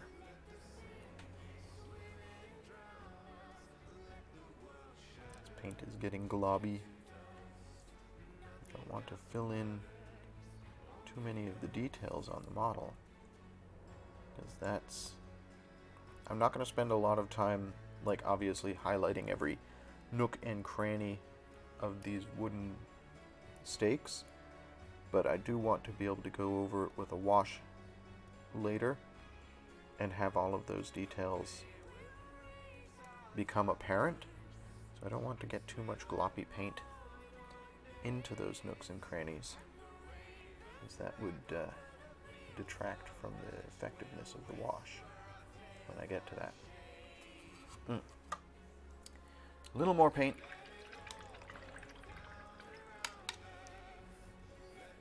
Just a little more. Hopefully this bottle is not completely empty yet. It's getting low. Not completely empty. Yep, a little more. There we go.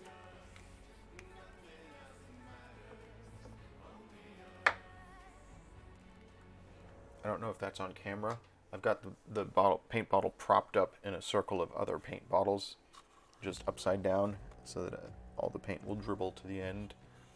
So I can extract every last bit of pigmenty goodness out of that bottle that I can.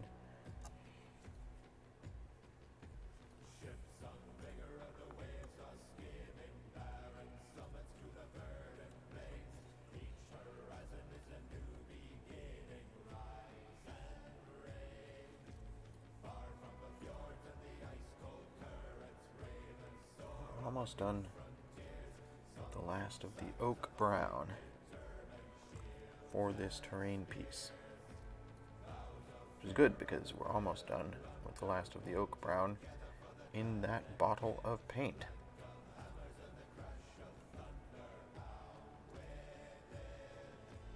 Oh, come on, just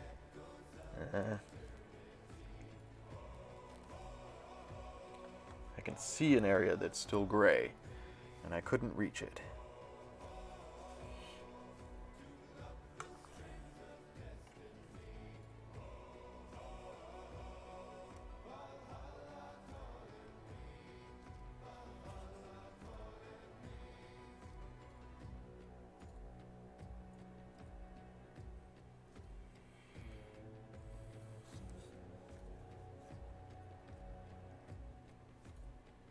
Almost there, y'all.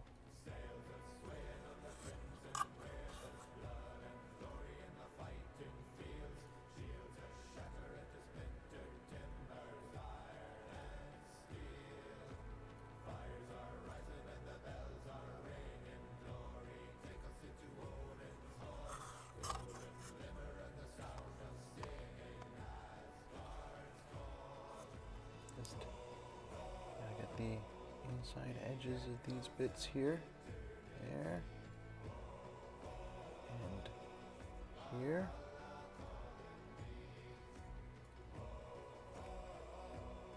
There. Oop, there's a bit here that needs some paint.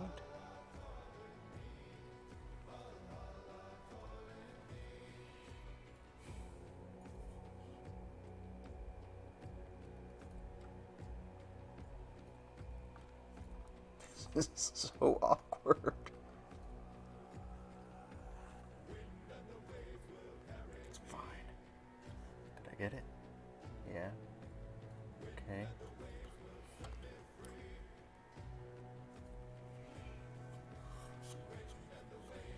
A little bit of paint here.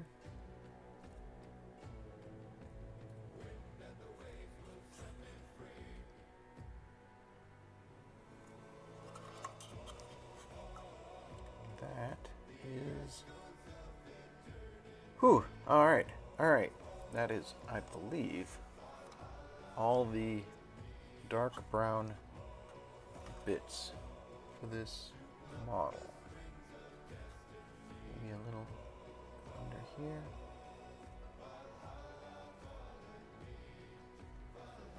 I think that's all the damage I can do there. I've got a little bit of paint left on my palette.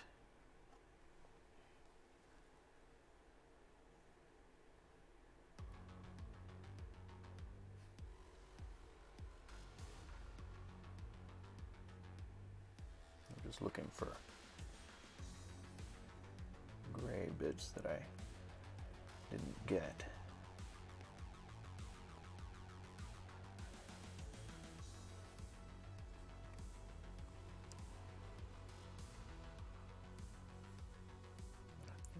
Pretty good. I think I got the areas I wanted to get today. Okay, cool. It's a little bit afternoon, and I have a little bit of brown left on my palette here. Let's see. The other piece that I'm working on today, or this week, is this piece here, and it doesn't really have any areas that I want to do in that color. It's got a lot of boards and planks, but we're going to do those in a different color.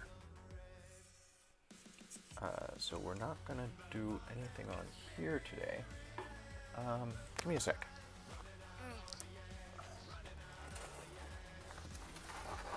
I do have these. These are intended to be used as walkways that go between bits of terrain, sort of bridges. So let's quickly jam some paint on these. Since we've got wet paint, I don't want to let it go to waste.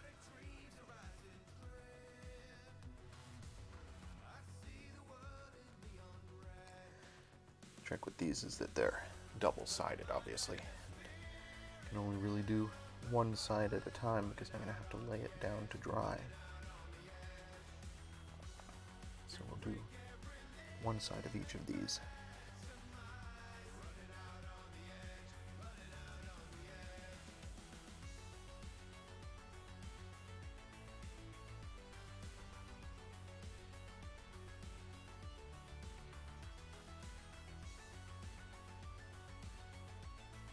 And then we'll, in the remaining 45 minutes between now and 1, work on some planks and boards, which, like I said, is going to be a different color of brown.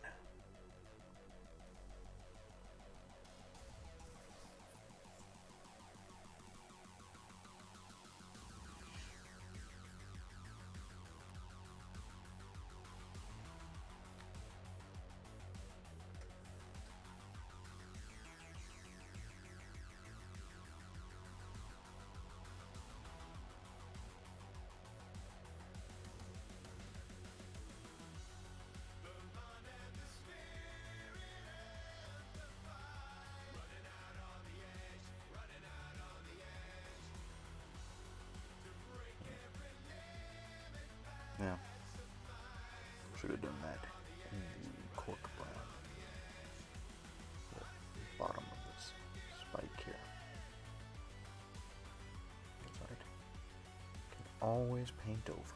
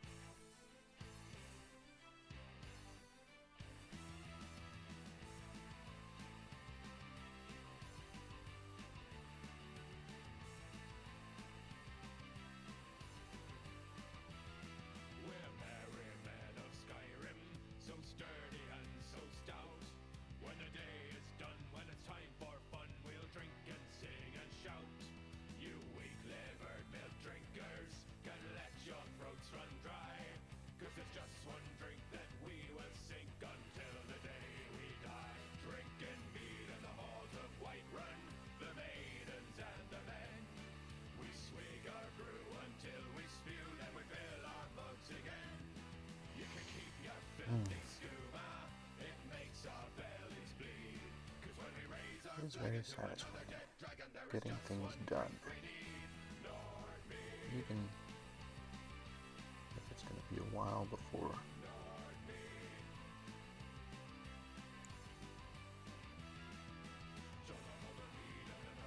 these are completely finished.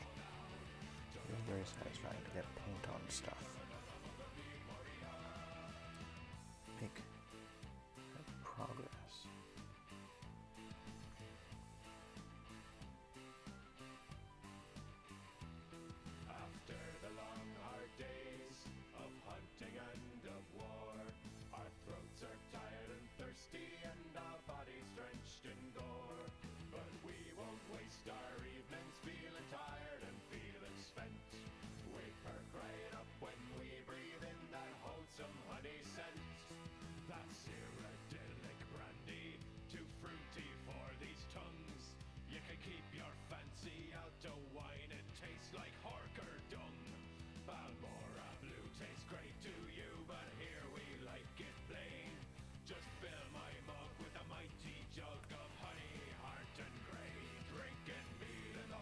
Definitely doing this stream is helping, is because it gives me an opportunity to get as much done as possible. It may not be fast, but if I'm spending a couple hours a day getting paint on plastic, eventually these pieces will be done. This piece is a very simple piece, so I appreciate that at least. These planks do not have a lot of complexity to them.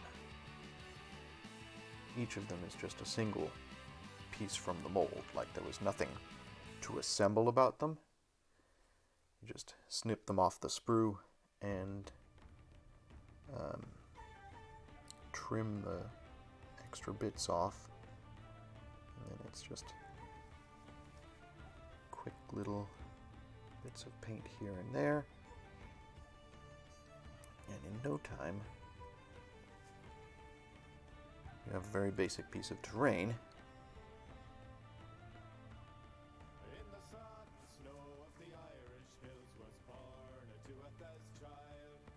Ready for the table.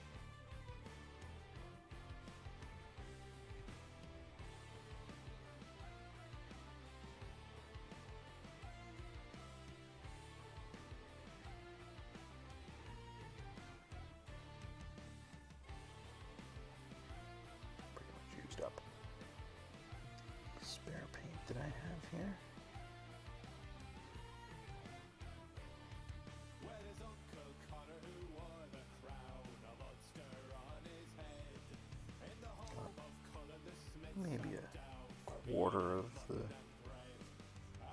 paint done on this thing.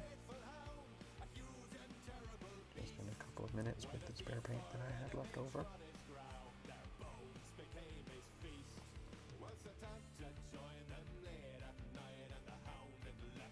A little of that each day. And I'll have these pieces done this week as well. Satisfying.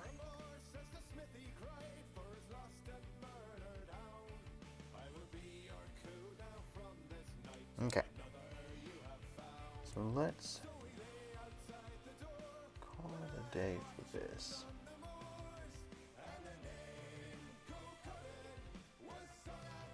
And let's see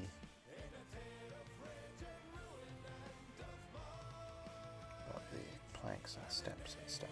See how quickly I can get those done. They may be a little easier to do than the stakes and logs, just because they're more regular shapes. We'll see.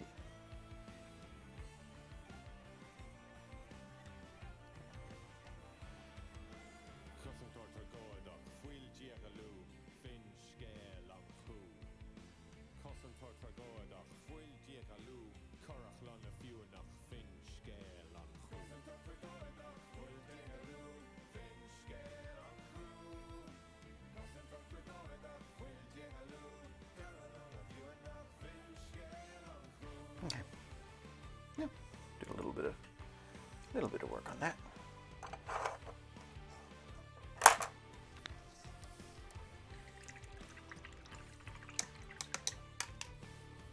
So for the planks and logs, or the planks and steps, the finished bits of wood here,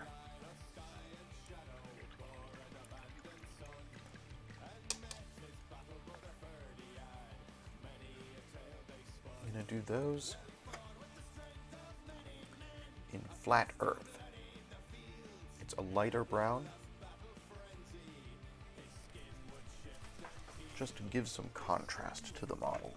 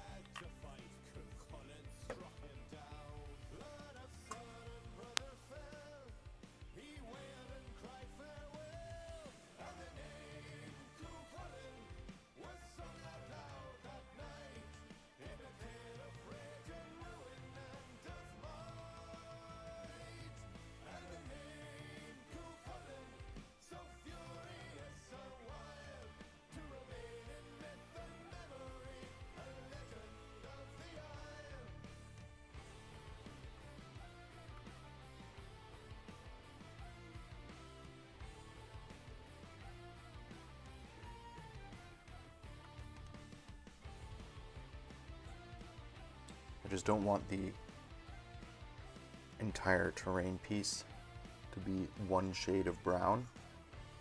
So, something different with these.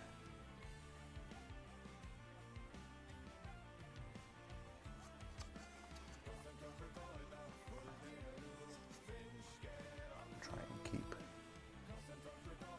keep the model interesting to the eye.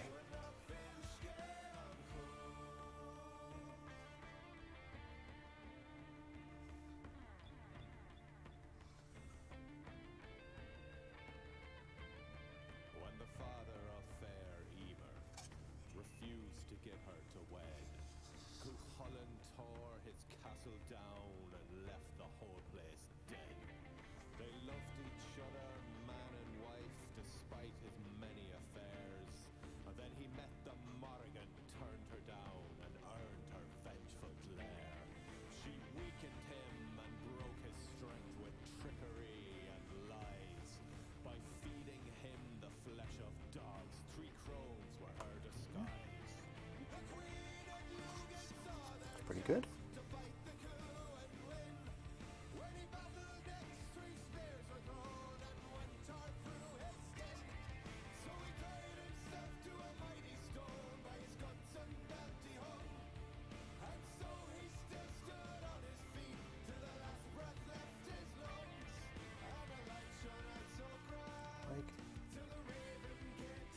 sculptor here has gone through the effort of putting knots and whirls and stuff like that into these planks. So when I put a wash on there, I'm going to have a lot of cool little details to them.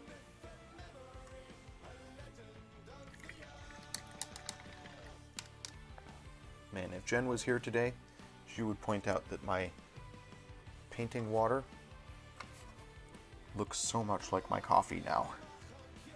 There's the coffee, there's my paint water.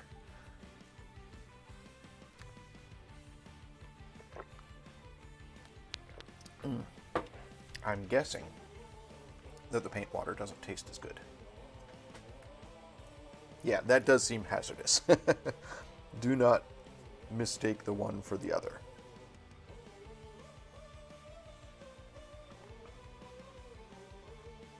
I don't know if you folks can see it, but look, there's a little knot there sculpted into the wood. So cool. Like, there's a lot of detail sculpted into these pieces, which are just terrain pieces for your other models to stand on. So nobody had to do that, but I appreciate it.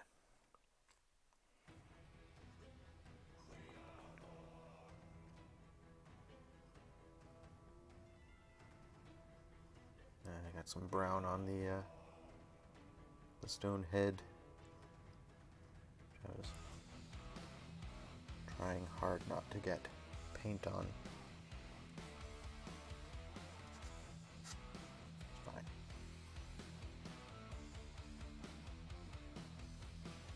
I said at the beginning of the stream, my plan for the stone head is to cheat and just leave it gray and let the wash bring out the details.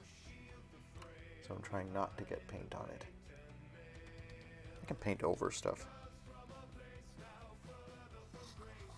just in a smaller area, but I have to have a gray that blends with the gray I used as a primer.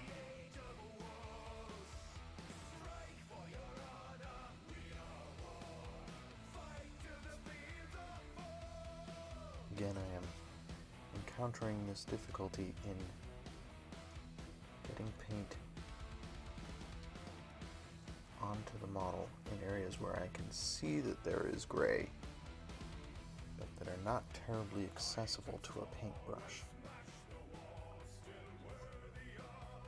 Not ever. There may be some portions of this model that are still gray at the end of the day. But they'll be the bottom sides and underneath and behind, hopefully less apparent to the casual observer.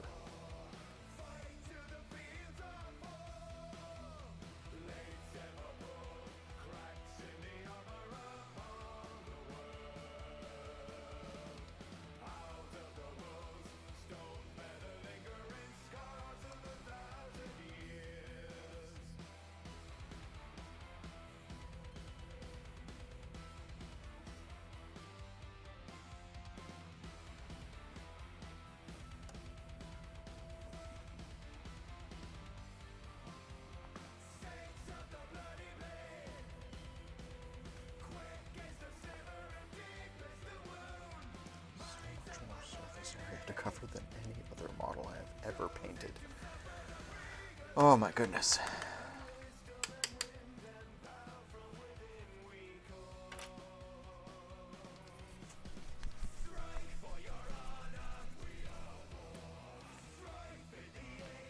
Someday I'm gonna build some of my larger Tau figures, and it's gonna be an interesting experience because I'm gonna have to cover large amounts of surface area as I'm doing here, but I'm going to want to be more precise in my detail at the same time. table ready.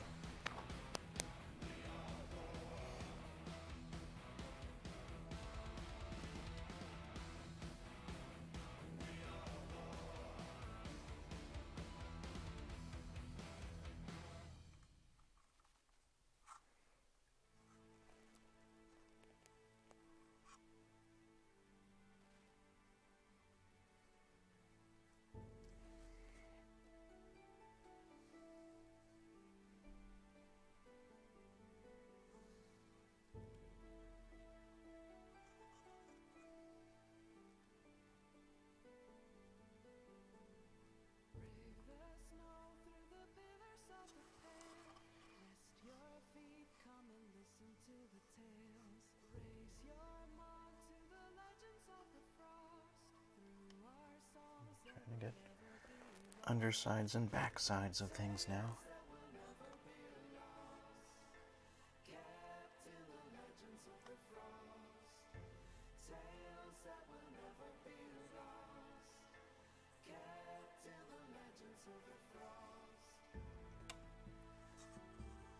I like these little plates that are here, little metal reinforcements in the sculpt. I love any little detail that's in the sculpt. It always makes it so much more fun to paint.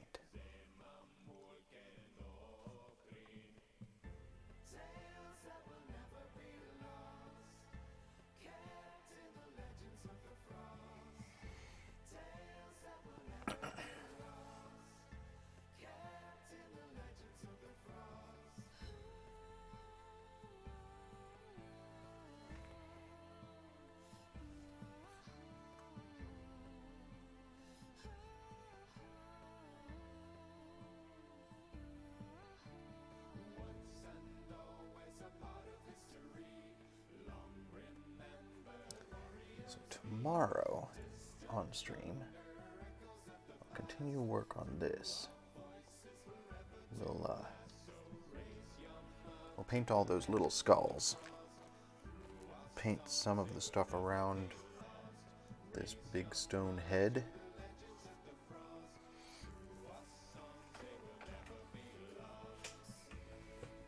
There's like this little thing here with that little boulder. Some more boulders in there.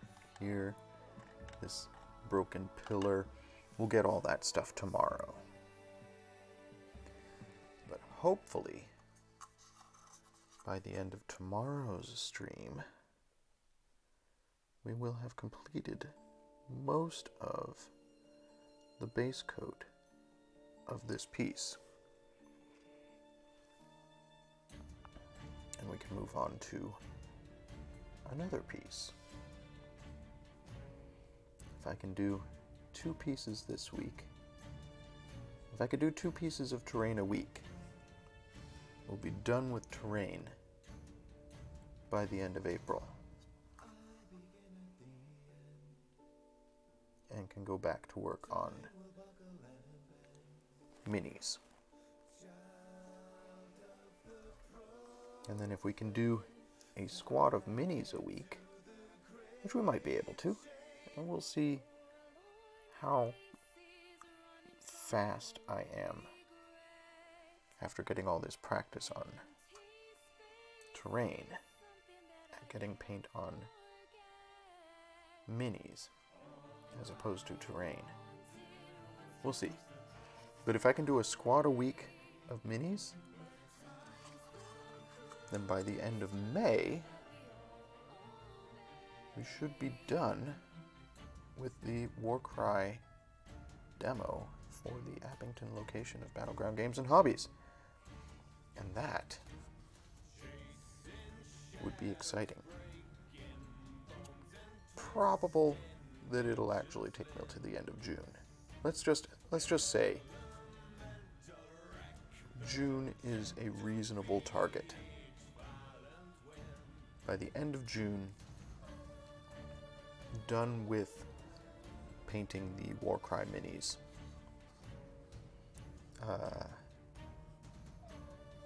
And since we're sort of tentatively laying plans now for a return to being able to have more people in the store. Early July, that works pretty well. That would mean when we have those people in the store, we would be able to show off this Warcry demo.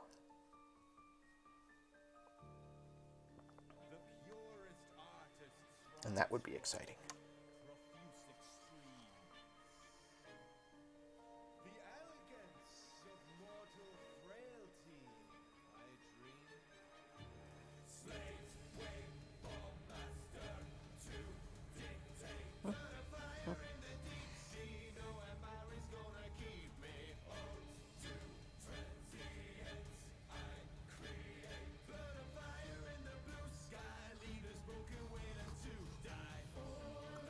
All the undersides here. Quite a lot of them.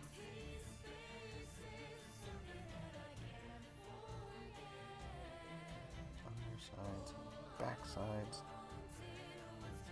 insides, upsides.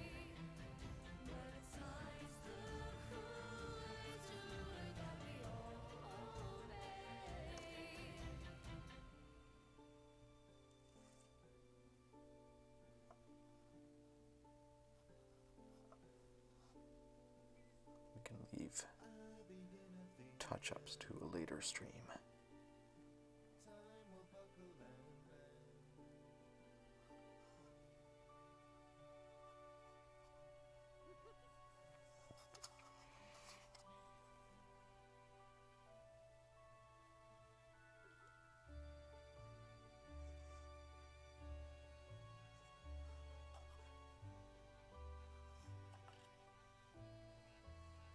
Need more paint.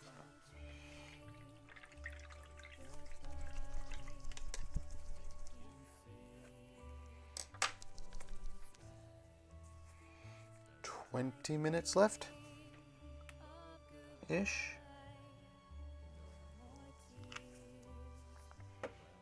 How much do y'all think I can get done in 20 minutes?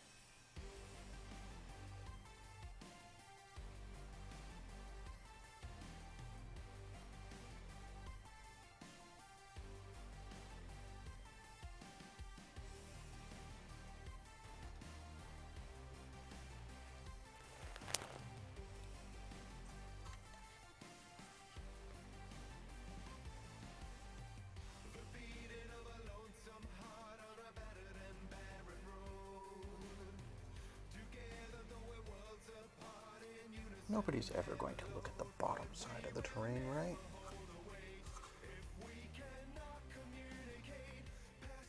Nobody but me.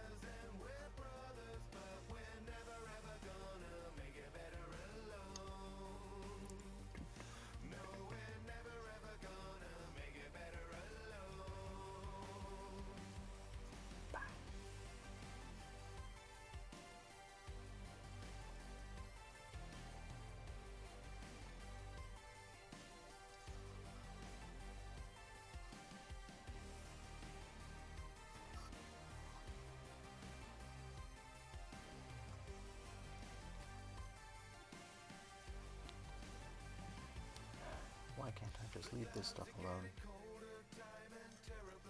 Why do I have to be so obsessed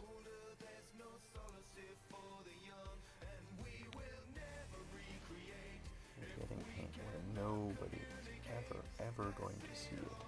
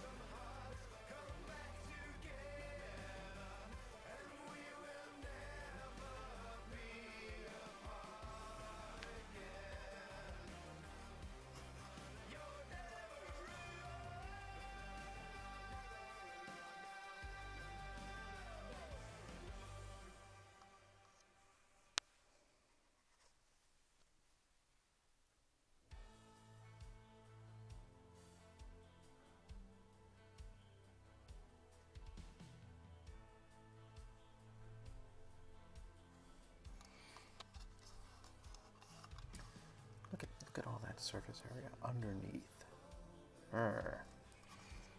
Okay.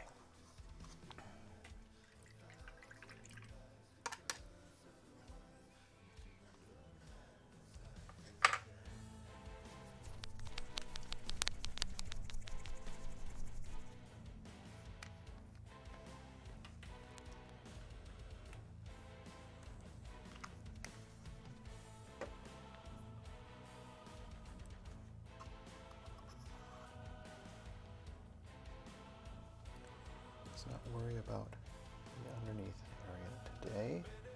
We'll come back and work on that tomorrow. I want to see if I can, in the next 10 minutes, get the rest of the sides and the top done. I can go a little bit faster on these wide open areas like this. I'm not concerned with not painting on like any areas. Just bing bang boom. I put my finger right in that paint there.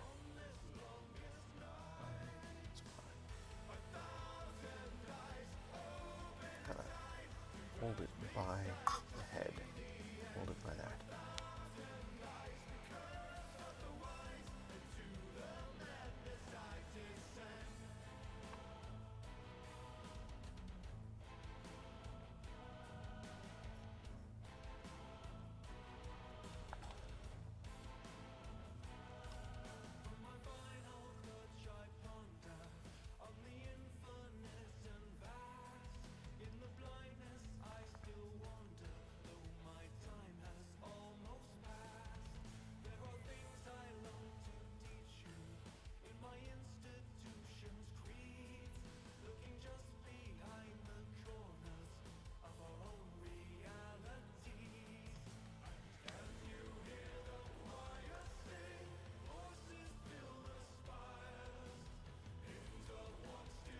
Speed painting now.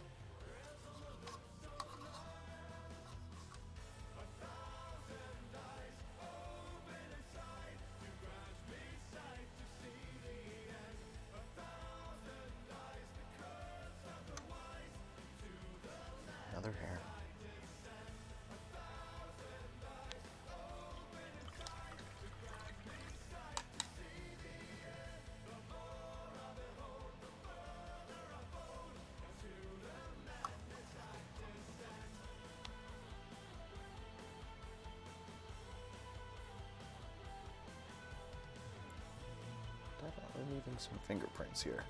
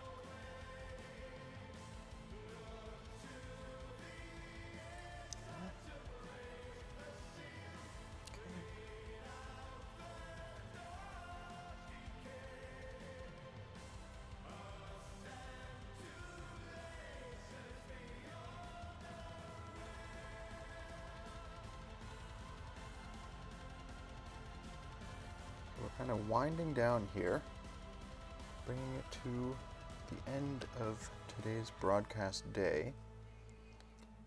So I want to give enormous thanks to everybody who hung out with me today. I always appreciate having folks to chat with. It makes this go so much faster and makes it so much more fun. I'm extremely pleased with what a huge success this stream has been. Just in the week that I've been doing this, doing my daily painting streams. It's wonderful to have you folks hanging out with me, and someday some of us will be able to hang out in real life together, because every day is getting a little bit better. So, thank goodness for progress. Thank goodness for you folks being here. You're good friends. And I appreciate you very much.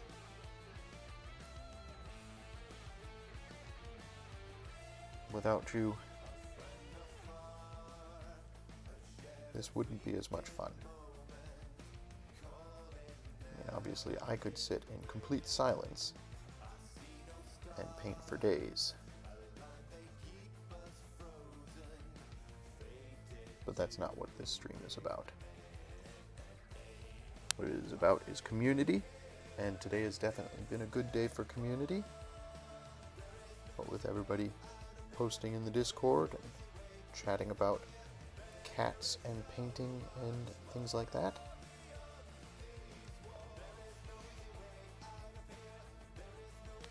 I got to experiment with painting a larger piece than I am used to painting. So that went well. Like, we made a significant amount of progress today. This is not a small piece. And we got a lot of paint on plastic. So that's excellent. That is exactly what I want to be able to do.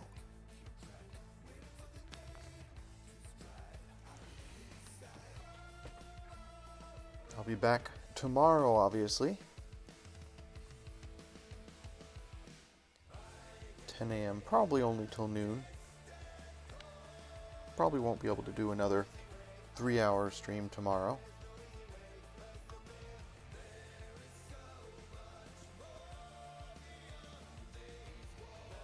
But we'll get some more paint on this model here.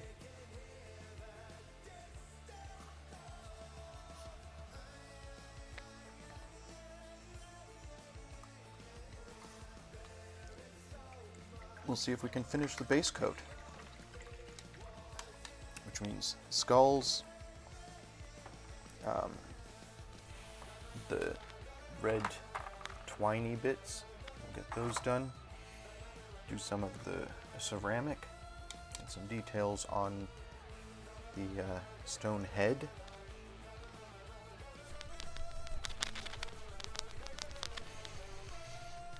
I wanted it just a little bit more done.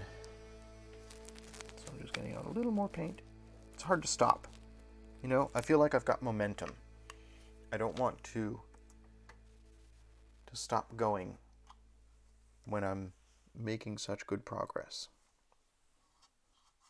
We need to finish all these planks and stairs and boards. So we'll work on that tomorrow.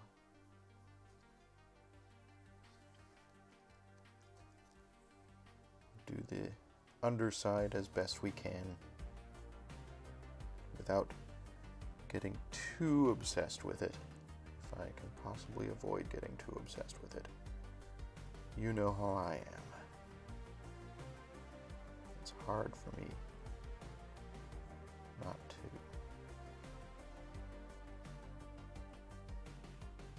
Want to get those little details, like backsides and undersides.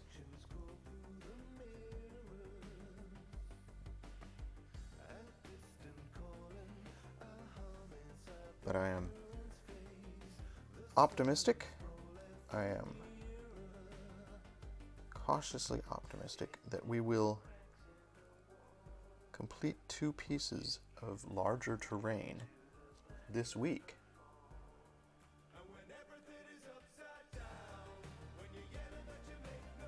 Because if I can finish the base coat on this by the end of day Tuesday, man, I am putting so many bubbles in this. I need to ease up a bit. But if I can finish the base coat on this by the end of day tomorrow, which is a big if, but if I can, then I can do the base coat on a second piece on Wednesday and Thursday, and then we can do details on finishing Friday. We won't get to the wash. I don't think we'll get to the wash, but we'll have 2 mostly complete pieces of large Warcry terrain done by end of Friday's stream. I think we can do it. I think that's an achievable goal.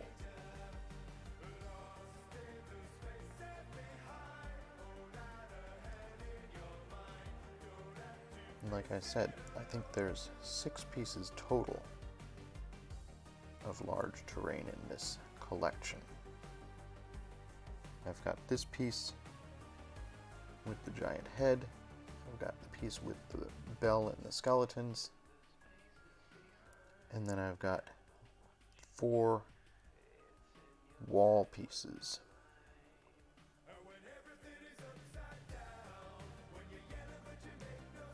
That you use to build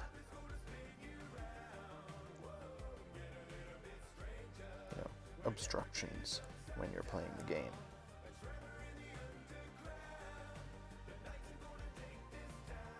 So if I can get all of those done in the next couple of weeks, that will be a very productive April.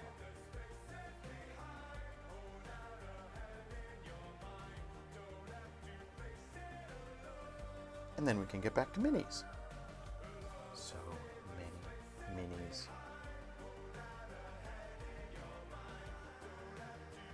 And when we're done with Warcry, like I have said before, I have other things I'd like to work on. So there's plenty more to paint. I'm not going to run out of things to paint anytime soon. I want to finish these stairs. Yeah, it's 1 o'clock now. I'll finish this bit of paint that I have gotten out for myself.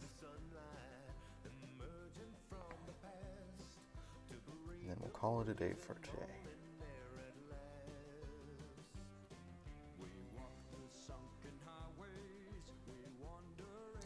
I hope folks will join Pi for Jackbox stream tonight. I'm pretty sure that's tonight.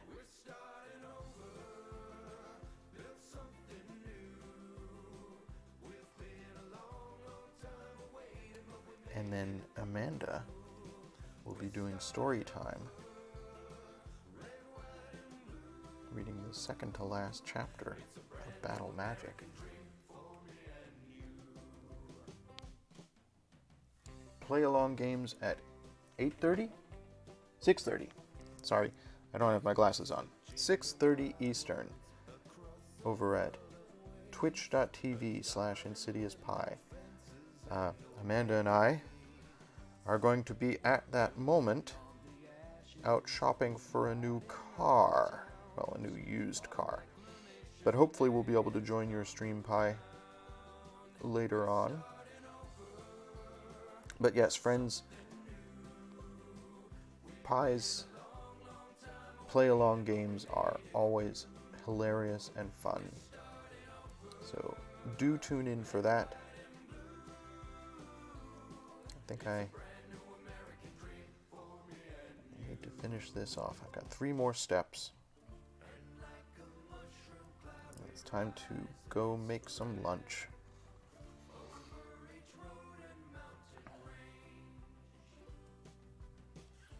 And I will be back tomorrow to put more paint on plastic.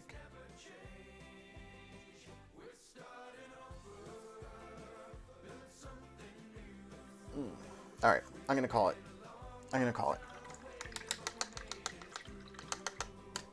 Thank you so much for joining me. We got quite a lot done. And you can see this has a lot less gray plastic on it than it did before.